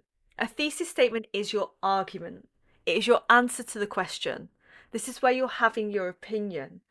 So if, for example, it says something like, let me think of a question. Explore the theme of ambition in Macbeth, right? My thesis needs to be something like Shakespeare uses the theme of ambition in Macbeth to warn against the dangers of unchecked ambition. Most of the time it's saying X represents Y or X is used to explore Y. Okay, so here's your theme, but what's the deeper meaning, right? That makes a good thesis statement. So for example, here are some thesis statements. Though some may argue that the witches or Lady Macbeth spur Macbeth's action, ultimately Macbeth's actions are driven by his desires and moral weakness, for which he alone must bear responsibility. This is also personal opinion too. So some people argue it's all the witches' fault, all the women's fault. I'm arguing no, it's Macbeth's fault and it's only his fault alone. That's my answer. That's my argument to the question, and it's my personal opinion. So it's a good thesis. Or, William Shakespeare's Macbeth is a play that, at its very core, warns of the dangers of unchecked ambition and accepting your God-given role in the chain of being. Again here, thesis statement, okay? What is this play about? What is expressed through ambition? If you are too ambitious and you don't accept your role in society, you will be punished. So, clear thesis. Writer's intentions. So guys, you need to know what your writer was intending. You know, what was the point of that text? You should be able to create something that looks like this for each of your literary texts. If you want to get an A star, you must. So what was the point? What was the point of all of this? So for Macbeth, for example, it's to suggest that God will always win, to warn leaders that their subjects cannot be trusted, to explore insanity, to warn about ambition, to warn about breaking the great chain of being, to highlight the dangers of regicide, killing the king, to suggest that powerful women should be feared and they are dangerous, to provoke a fear of the supernatural. You need to break it down and you need to have about this many different ideas. And here's an example for an inspector calls, which I won't read out. But you do need to stop. ChatGPT is a little bit good for this. I do use it for this, but also just like doing some context reading will give you the idea there. So you do need to know what was the point of all of this. Your topic sentences. Now, someone else asked me about this earlier as well. So it's nice to organize your paragraphs by an argument or a big idea. So, for example, if I was going to write an essay about Macbeth and ambition, I might structure it as Macbeth's ambition was present from the start of the play. The women might have provoked his ambition, but Macbeth chose to continue it by himself. Ambition led to him being unsuitable for the role as a bad king, and his ambition is ultimately punished at the end of the play and the natural order is restored. So I'm structuring it by argument. Then my topic sentences would look something like this. So remember, a topic sentence is the first sentence of each main body paragraph. It's your point, right? In your petal or your P, or your topic sentence is your P. AIC is an inspector calls, that's for Edexcel people. So the topic sentences, the first sentence of each analysis paragraph might be, Shakespeare establishes Macbeth's ambitious and violent nature in the play's opening scenes. Though Macbeth's potential for excessive ambition was present from the first moments of the play, some may still argue that this hamartia, fatal flaw, was only catalysed by the supernatural. Macbeth's ambition consequently fractures the natural order, as Shakespeare cautions that we must respect our rightful place in society. Ultimately, Macbeth's ambition must be punished and the natural order restored.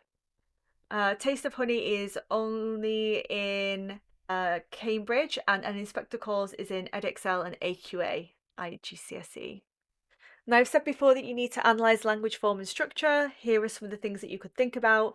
I know most people are going to be doing a Shakespearean text. So things like iambic pentameter, trochaic tetrameter, blank verse, prose, soliloquies, monologues, those all fall under form. The setting and stage directions also fall under form. Costumes, dramatic irony come under form. For Streetcar Named Desire, the fact that it is a tragedy comes under form, and that it is expressionist, with things like the jungle cries and the polka music, those all come under form. The structure as well. Cyclical structure, starting and ending the same way. Macbeth does, starts and ends with a traitor being beheaded. I guess you could argue Streetcar might to an extent, because it starts and ends with the natural order being restored there. Stanley and Stella by themselves as they were at the start of the play, with the trouble of Blanche gone. Repeated motifs, repeated symbols. Role reversal. Does a character start as a high status character and end up as a low status character? Tragic fall, often. Streetcar, Macbeth for sure. And character arcs. I'm just looking at your comments here. Okay. You don't always need to have context. Know your exam. For Edexcel, you absolutely have to. For Cambridge, you don't always. But I do believe for both, context should only be added if it enhances your point. You just sticking in a random bit of history isn't going to get you any marks unless you're using it to make an analytical point. So you're not just going to shove it in. You actually have to do something with it. So random bits of historical facts that are unrelated to the question will not be credited. Might actually lose you marks because I'll just think, so what? That's not relevant, you know? Embed your quotations. This becomes very important for A-level and IB, by the way. So, remember before I said that we don't like quote stuff in. You are not impressing me by remembering a whole sentence and copying it down. Not at all. I don't want to see that you're copying down the whole sentence as your quote. Instead, you should be picking short quotes. Ideally, 1 to 3 keywords is best. And those quotations should be fit grammatically correctly into your sentence so that the writing flows. So if I closed my eyes and read out your essay, I wouldn't actually know which bit is the quote because grammatically it flows into your argument. So, for example, Macbeth's punishment for his vaulting ambition also follows the typical structure of a tragic fall. Pardon me. With Macbeth beginning as a high status character, brave Macbeth, and ending as a disgraced butcher and a tyrant. Here, I didn't need to remember the full quote. Keywords: brave Macbeth, butcher, tyrant. That's precise. It's showing good knowledge. You're not wasting time, right? This is the way we should be doing it. Scotland too is fruitless, barren, and bleeding when the laws of God go unheeded. Quick, one-word quotes. Banquo neither fears nor begs for the witch's attention while Macbeth asks them to stay. Quick, one-word quotes, right? So this is what we're aiming for, not big long quotations. I watched The Glass Menagerie in Manchester. So obviously it's a play set in the deep south of America and it's being performed in the north of England, and the actors had the worst fake American accents I've ever heard in my life. It was so bad. The play was good, but the performance was so cringy. It was terrible. Yeah. The good poems. Those poems have gone for a lot of students now. I think you guys are the last ones that get to do funeral blues. So sad. And then ending up with so what conclusions. Guys, do not just repeat yourself and list the techniques that you've already analysed. A conclusion isn't summarising what you've said. That's overly simplistic. It's what everyone says, and maybe even what your English teachers say because it's the easier thing to teach you to do, but it's not what a good conclusion does. Instead, a good conclusion should tie up everything together to give a final answer to your question. What was the point of this theme? What was the point of this character? What was the big deep message that was explored here? Ultimately, what was Shakespeare or your writer trying to express? And this could be a good opportunity, if relevant, to come back to context and to come back to writer's intentions. Basically, you're asking, so what? What was the point of all of this? What was the point of that theme? You're not just repeating yourself. Here's an example of a great conclusion. Fracturing of sanity, failure of justification, and the inability to remove spots of guilt all demonstrate guilt as an unescapable result of moral deeds. Especially by targeting the characters who committed regicide, Shakespeare effectively appeals to King James I and warns the audience that acts against the natural order should not be done. Also, do notice here you're not actually marked for grammar in literature. Good grammar helps because it helps you to get across your argument and for the reader to understand you, but you're not actually explicitly marked for grammar. Okay, have I answered this one? For literature, could you dive into the format, some of the ways we could enhance our essays? I tend to lose marks in the way that I write my answers because I've told that I go more descriptive. So basically the student is describing and summarising rather than analysing. So these are the things that you could be analysing. Top tip would be when you write your essay, highlight or underline your techniques. If you haven't got a lot of techniques in there, you're probably not analysing. You are probably just summarising what happened. So underline the techniques in your writing. And then this I totally ripped off from the IB English guys, right? So this is not me, this is the IB English guys. But you could give a magic sentence a try. So here you're going to go, Hughes introduces personification of towns whisper to towns to show the increasing interconnectivity of humans through technology. The writer is the subject of our sentence. The writer is the one doing this, right? Guys, remember your characters don't exist. I know it feels like Stanley, Stella, and Blanche are real. They're not actually real people. It feels to me like Stanley exists. I've got such passionate hatred for Stanley. It feels like he exists, but he doesn't. It's Williams doing the writing. It's Williams crafting this piece. So the subjects of our sentence should be the writer. And do remember, writer's surname, their family name only. A verb like introduces, uses, builds, develops, constructs, creates, and a technique. Give your quotation when you give the technique, right? You're exemplifying that technique. Stanley hate everyone in it, yeah. Metaphor of revolving ballrooms of space, right? So we're going to put our quote in here.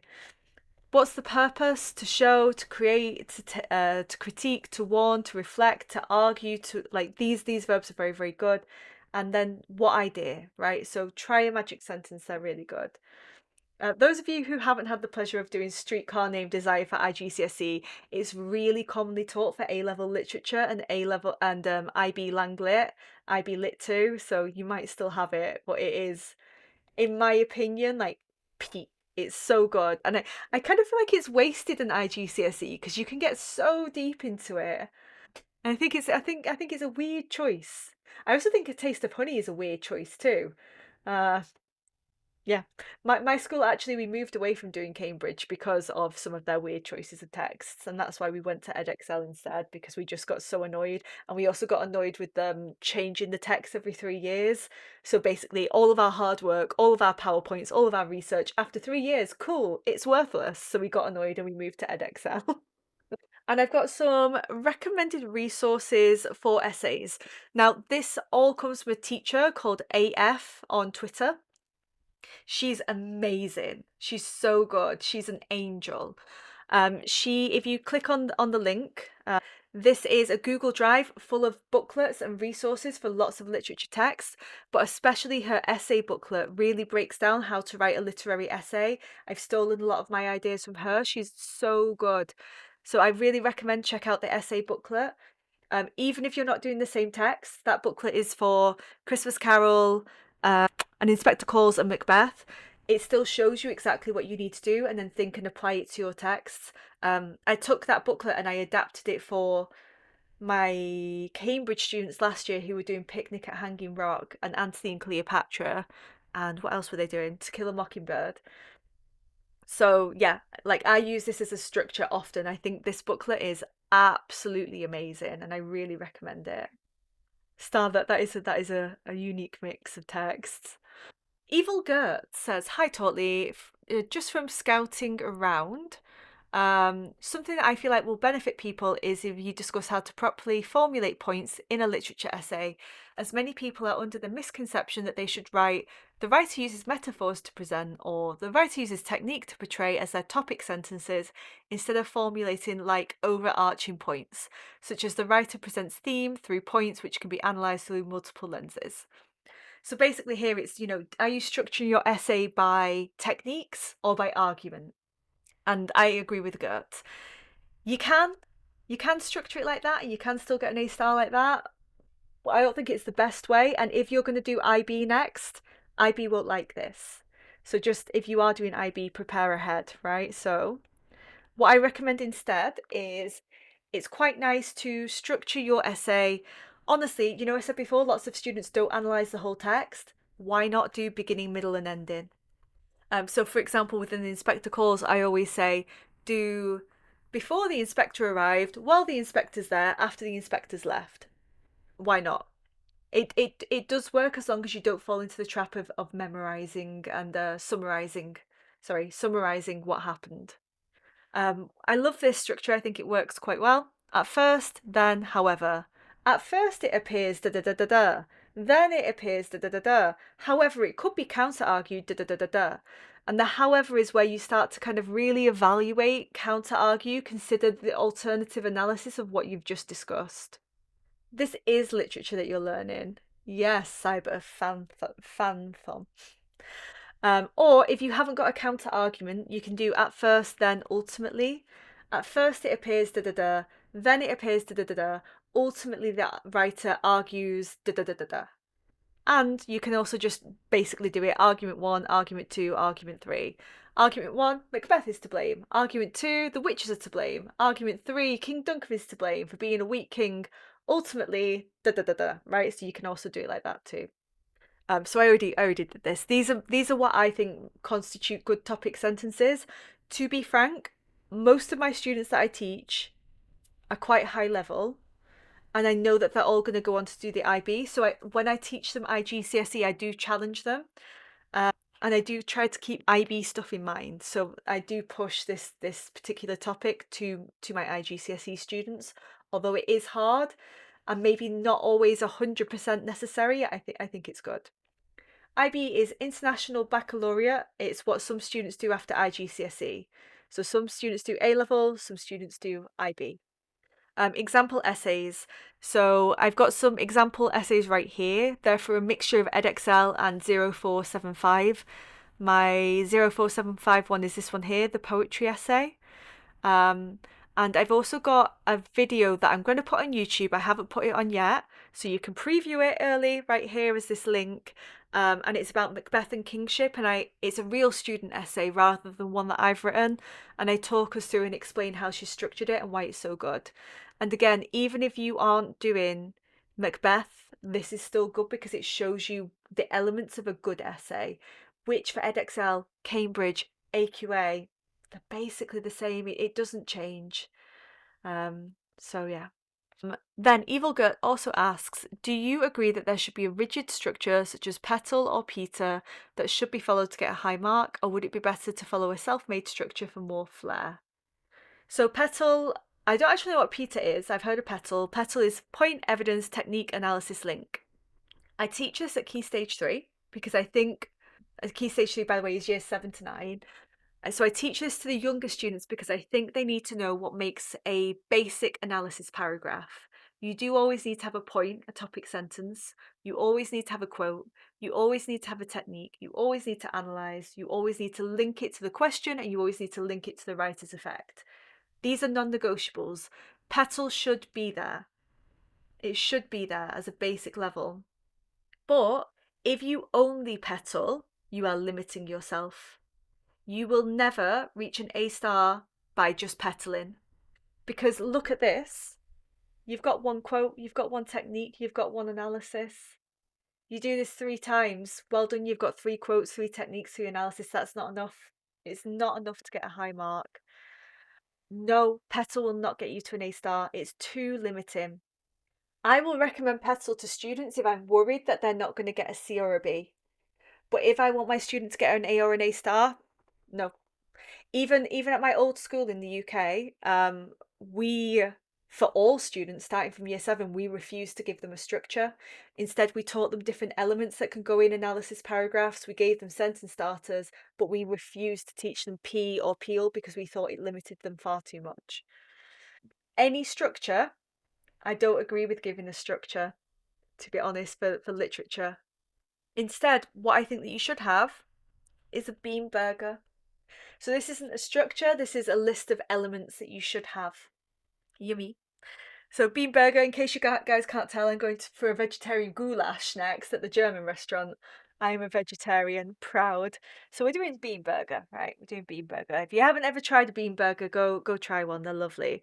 If any of you guys are in Beijing, go try a tofu burger at Slow Boat. Dongsa Tofu Hambao, right? Amazing. Yeah. Goulash, I haven't had my goulash next. Yeah, my goulash is coming up. But it's at my favourite German restaurant and I love a goulash. Love a goulash, right? Okay, so a good literature paragraph is like a burger, a bean burger specifically. If you don't have buns, you don't have a burger. You've got nothing to hold on to. It's going to fall in your lap. It's a mess, right? You need the buns there for structure. Are buns the bit that is the most exciting? No. Are buns why people order a hamburger? No. But you have to have them there. So the top bun, that is your topic sentence, your P if you want. So you have to have a good topic sentence, ideally that gives an argument and definitely that links to your question. Repeat and include that keyword from your question in your topic sentence. Your bottom bun is your linking sentence. You're going to link back to your question, link back to the question keywords, link to writer's intentions. Why did they do this? This is the basis of a good paragraph. You have to have those 2 things there, and it has to be at the top and it has to be at the bottom. It can't go anywhere else. That's minimum. So I guess that the P and the L are right? The P and the L are right. The bit where it gets a little bit more complicated is, frankly, a good burger has got more than one bun. It's got some other elements, some other ingredients. It depends on how you feel that day. It depends on what the question's asking. Are we going to use ranch? Are we going to use ketchup? Are we going to use brown sauce?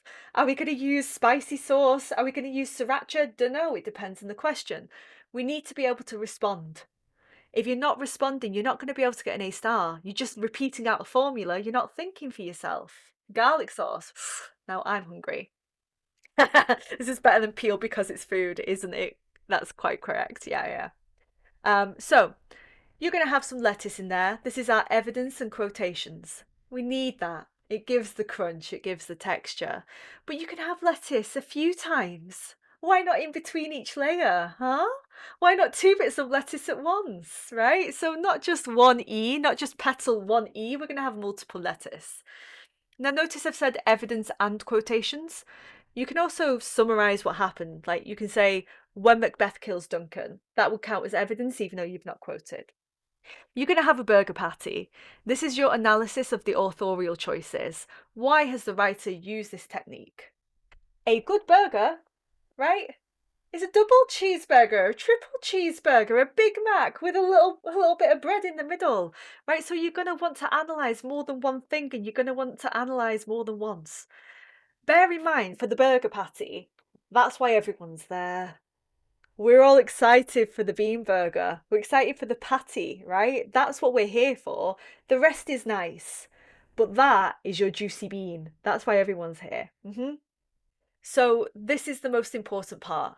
This is where you're picking up most of your marks. So you want it to be big, you want it to be juicy, you want more than one. And then source. Keywords from the question, right? So if your question is asking about ambition, you want to keep repeating the keyword ambition throughout to show that you're focused. And again, sauce, we like a moist burger. We don't want a dry burger, so it's best if it's applied throughout the burger. Now see here, we've got the bun, we've got the P and the L, but the rest can and should be mixed up in any order, repeated in any order to allow you to analyse. And if you just petal, you are not going to be getting the maximum marks. I think it's fine. I sometimes would tell my students that love petal, why not PETA, ETA, ETAL, right? It's basically, the main thing is that you're repeating the middle ingredients more than once. The sauce can be context, okay, let's go. No, what else goes in the burger? We need to add this in. What else goes in the burger? Tomato? Tomato, context. Not everyone loves it. So it's this idea of you can use it, but yes, as Karen is saying, don't over rely on it and don't just do that. You need to repeat the middle ingredients or you're not really going to be able to get that A star. Okay, Maeve asked, what do you suggest that we remember for each poem, quotes, author? What about novel and play? Oh, pickles. I could definitely incorporate a pickle into my burger. All right, so for poetry, you should review explicit meaning. So many students don't actually know what the poem is literally about, like what's literally happening, you know? So that's important. Context, only if relevant. If it's not adding something to the poem's deep meaning, then you don't need to tell me when the writer was born or about their childhood if it's not relevant. Glossary, I would create. Make sure that you know what every single word means, for sure. You need to know what form, what type of poem. Is it free verse, sonnet, rhyming couplets? What's something clever that you can say about that use of form? The structure, does it have a volta, a turning point where the attitude suddenly changes? The use of enjambment and caesura and rhyme scheme and narrative perspective, they all fall under structure as well. Language, what are the notable language features? E.g., does it have a really powerful extended metaphor, simile, personification, use of pronouns? What stands out to you for the language of that poem? The key themes and what's their significance? The speaker, who are they? What are they like? What's their attitude? What's their perspective? And the title. If there's anything to analyse about the title, there's not always something super deep. And I would break it down into a sheet that looks something like this. This is for EdXL. I've got a full booklet on all of the EdXL poems. I didn't make it, I found it online, but I've linked it right here, by the way. So if you are doing EdXL, yeah, got really good revision notes on all of those poems. The PowerPoint and everything else will be shared. For drama and for prose, yes, I will give you the PowerPoint. I'll give you guys everything. In fact, I'll show you guys what I've put together. Let me share my desktop. You're going to see the craziness now. So I'll share with you guys this OneNote, this OneDrive link. So you've got the PowerPoint, and I put some freebies in for first language English, giving you guys some of my units. For literature, the Macbeth grade 9 essays, the IB streetcar PowerPoint, and my revision booklet. The revision booklet that I use for EdXL. So all of those will be shared with you guys. You can ask if I've got other stuff. I tend to have, I've been teaching for a while now, guys. I've got things hidden away and I forget that I've even got them. So if I've got it, I'm happy to share it. Where was I up to? Hang on. I need to rearrange my screen now. Okay, what do you need to revise for drama and prose? Plot summary, the explicit meaning. You need to know what happens inside and out. Read it more than once, watch it more than once, ideally. Characters. For each character, you need to say, what do they symbolize? What does this character represent? They usually have a deeper meaning. What is their journey? And key quotes, of course, for each character. Themes. What's the deeper message expressed through the theme? What moments best exemplify the theme? And key quotes. Symbolism. What does the symbolism express? Where do we see it? Key quotes. I mean, Streetcar Named Desire, you've got to do the Chinese paper lantern, surely, haven't you? The trunk, you've got to do the jungle cries. You've got to do the costume changes. Blanche is the red seductress and the white moth, really obvious symbols in Streetcar that make it really good to analyse. Setting, what does the setting symbolise? Elysian Fields. Does the setting change or doesn't it change? If the setting doesn't change, a generic thing you can say is it creates a sense of claustrophobic tension. And key quotes about setting. Form, features of the fact that it is a play or the fact that it is a novel, like the narrative perspective, who is our narrator, dramatic irony, stage directions, the genre. The structure, is there a circular structure or an ambiguous ending or a tragic fall or cliffhangers? You need to know that. And any relevant context. Now, what I recommend doing for that is I like to make an overly intense Padlet like I am a detective trying to hunt down a serial killer. I like to do that for my texts. So I organize my Padlet by characters, themes, symbols, form and structure, language features, genre. So this one's tragedy, and context. So that's how I like to revise. And yeah, then for each of it, like I put in features and then I put the key quotes that match. So I recommend something like that. Works for me personally. Oh, and I'm at the end. Oh, I didn't think I was going to be at the end. All right. Guys, I've got 15 minutes left before I need to go for my goulash. So if you have got questions, and I am really happy to answer them. Brian, no way you've stayed this late. It's so late where you are. So guys, any mop-up questions that you want me to answer? So Minku is saying how to analyze deeply. Usually what the teacher means when they say you're not analyzing deeply is you've got the technique, and so maybe you're saying, oh, personification, Brian, God. So maybe you're saying like, oh, personification creates the effect of fear, but you're not saying how or why it creates that effect. So you're not saying, okay, how does personification create that effect? It creates the effect of fear because it makes something seem lifelike, therefore capable of harm. Why do that?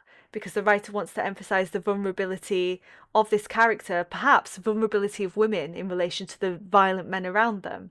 So that how and why for the technique is really important.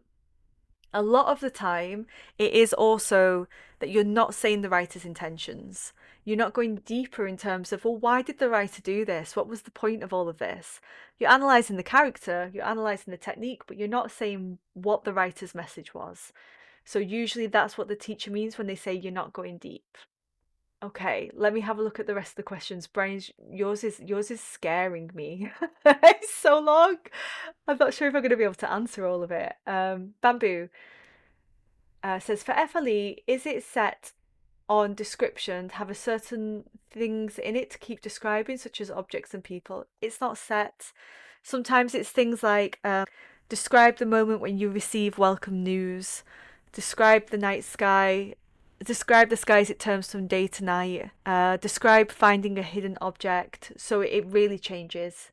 It is, I suppose, more often like places and things more often than people, but not always. Self-marking, Brain is asking, is ChatGPT a good tool? If ChatGPT was a good tool, Cambridge wouldn't employ examiners. We wouldn't exist. As soon as they can get rid of us, we're gone, right? Because it's cheaper for them. It's a better business model. So that gives you a clue that ChatGPT isn't very accurate at all. I do think it's kind of useful just to give you a bit of feedback, and then you can look and see, oh, do I think that's right or wrong? But you need to be the judge of that yourself and don't just accept everything that it says to you as truth. And I suppose it is certainly better than nothing if your teachers aren't really marking your work for you very quickly. Any resources available, such as Model A-Star Exemplar for IGCSE English? Yes. That's what I've been working on. What I've also really been working on is trying to get some of the stuff my students have written for me up on YouTube.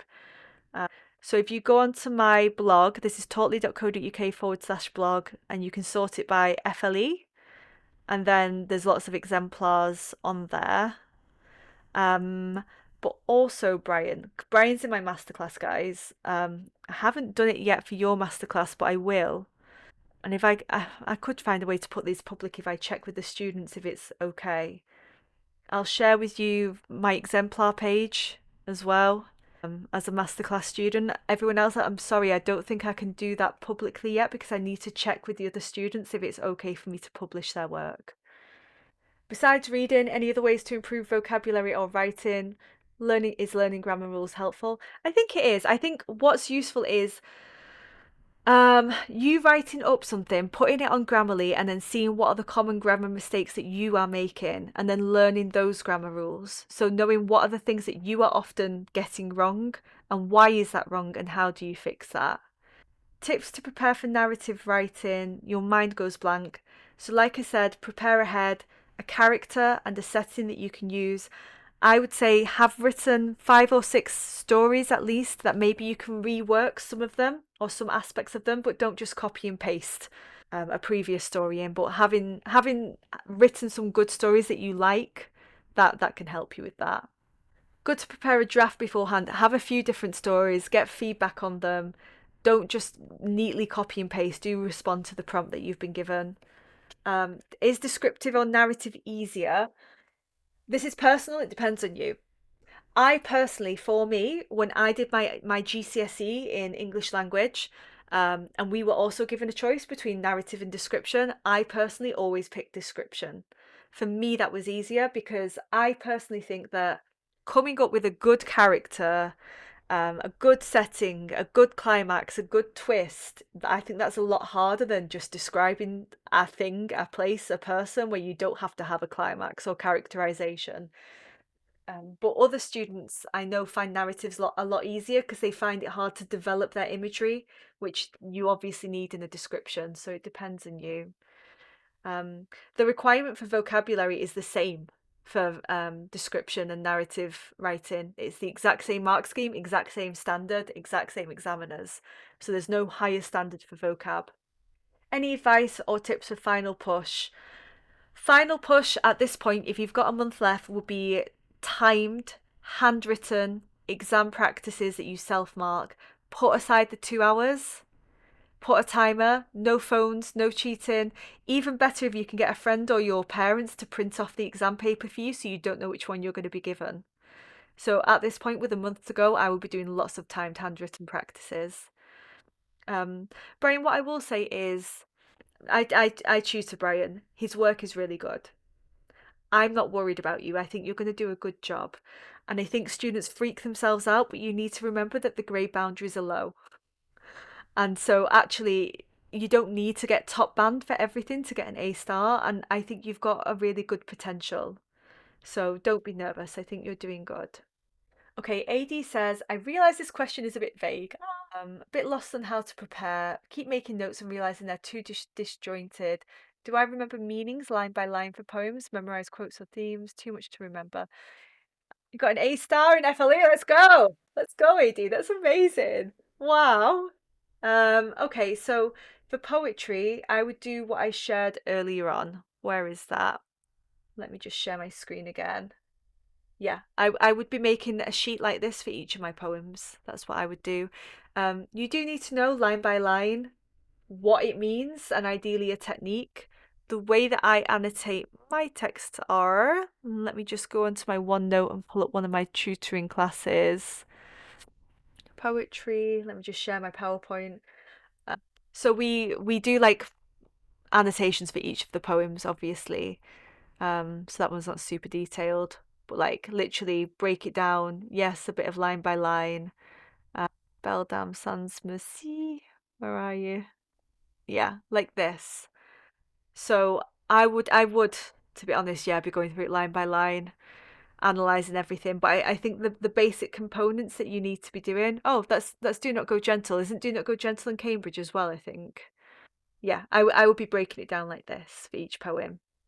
Tips and pros. I'm not sure what you mean by that, Cryan. Do you mean narrative writing or like reading the prose text? Let me carry on. How do you pick points easily? I always lose marks and missing the content points. It's practice. It's not letting yourself get freaked out in exam situation where you're not thinking clearly anymore.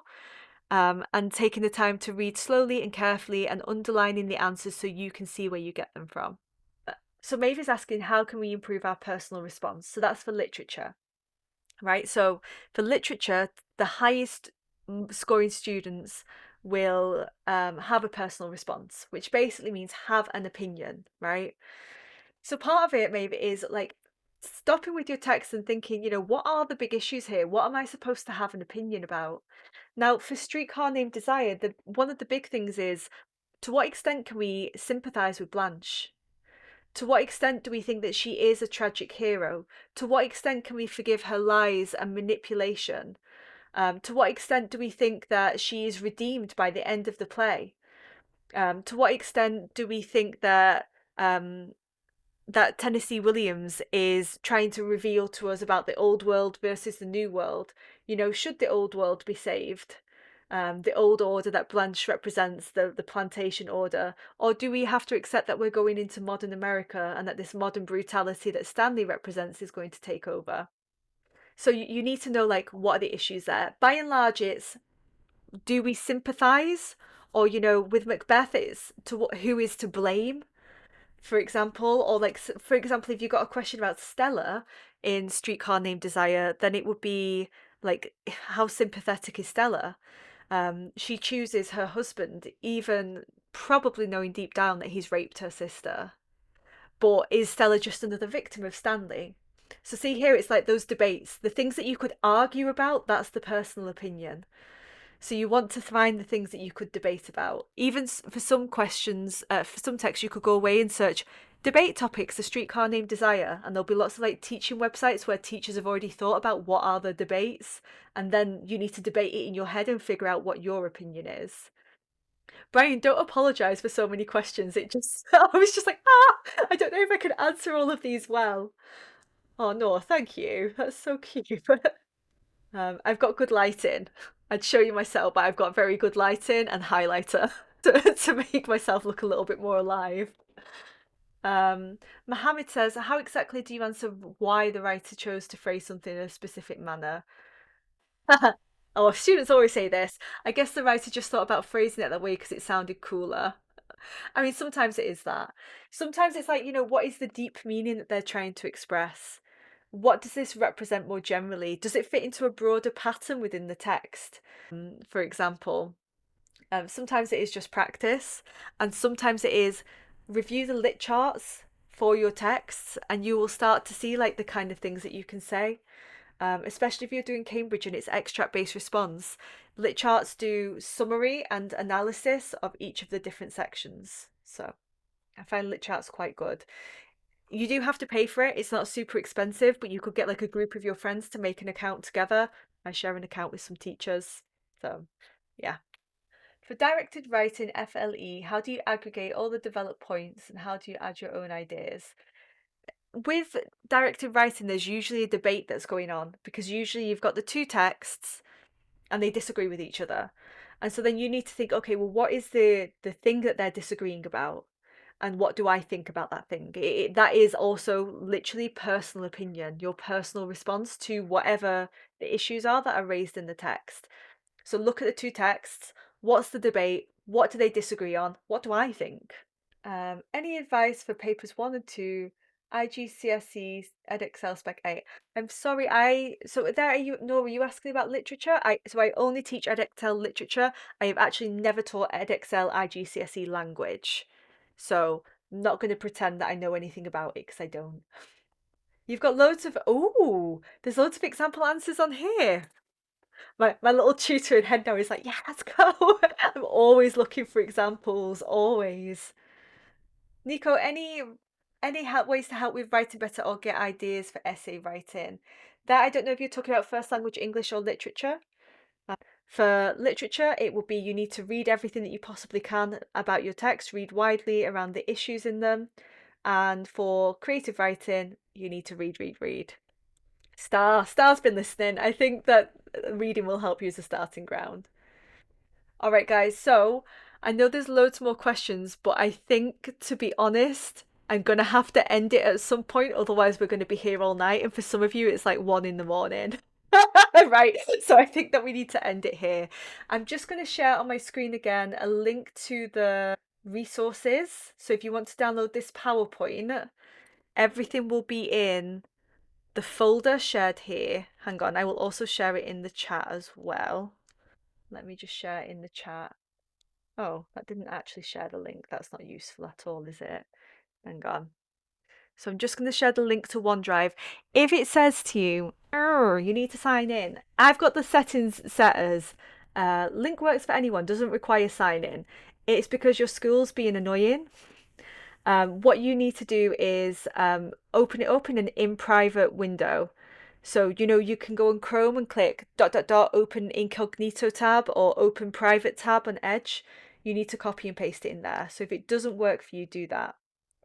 And I'll also share the QR code as well if that's easier. Yeah. So you can download everything there. That's also where I'll put the MP4 recording of this session. And don't forget, if you're doing first language English and you're not sitting it October, November, I've got 2 spaces left in my first language English group class. We'll meet once a week, every Monday at 11 a.m. UK time, starting from this Monday. So if you do want that, then you can do that. And I've also got a first language English writing course. It's a premium course. 30 hours of content on there that's not on YouTube. 30 hours. It took me 2.5 years to make. I'm not even joking. 2.5 years.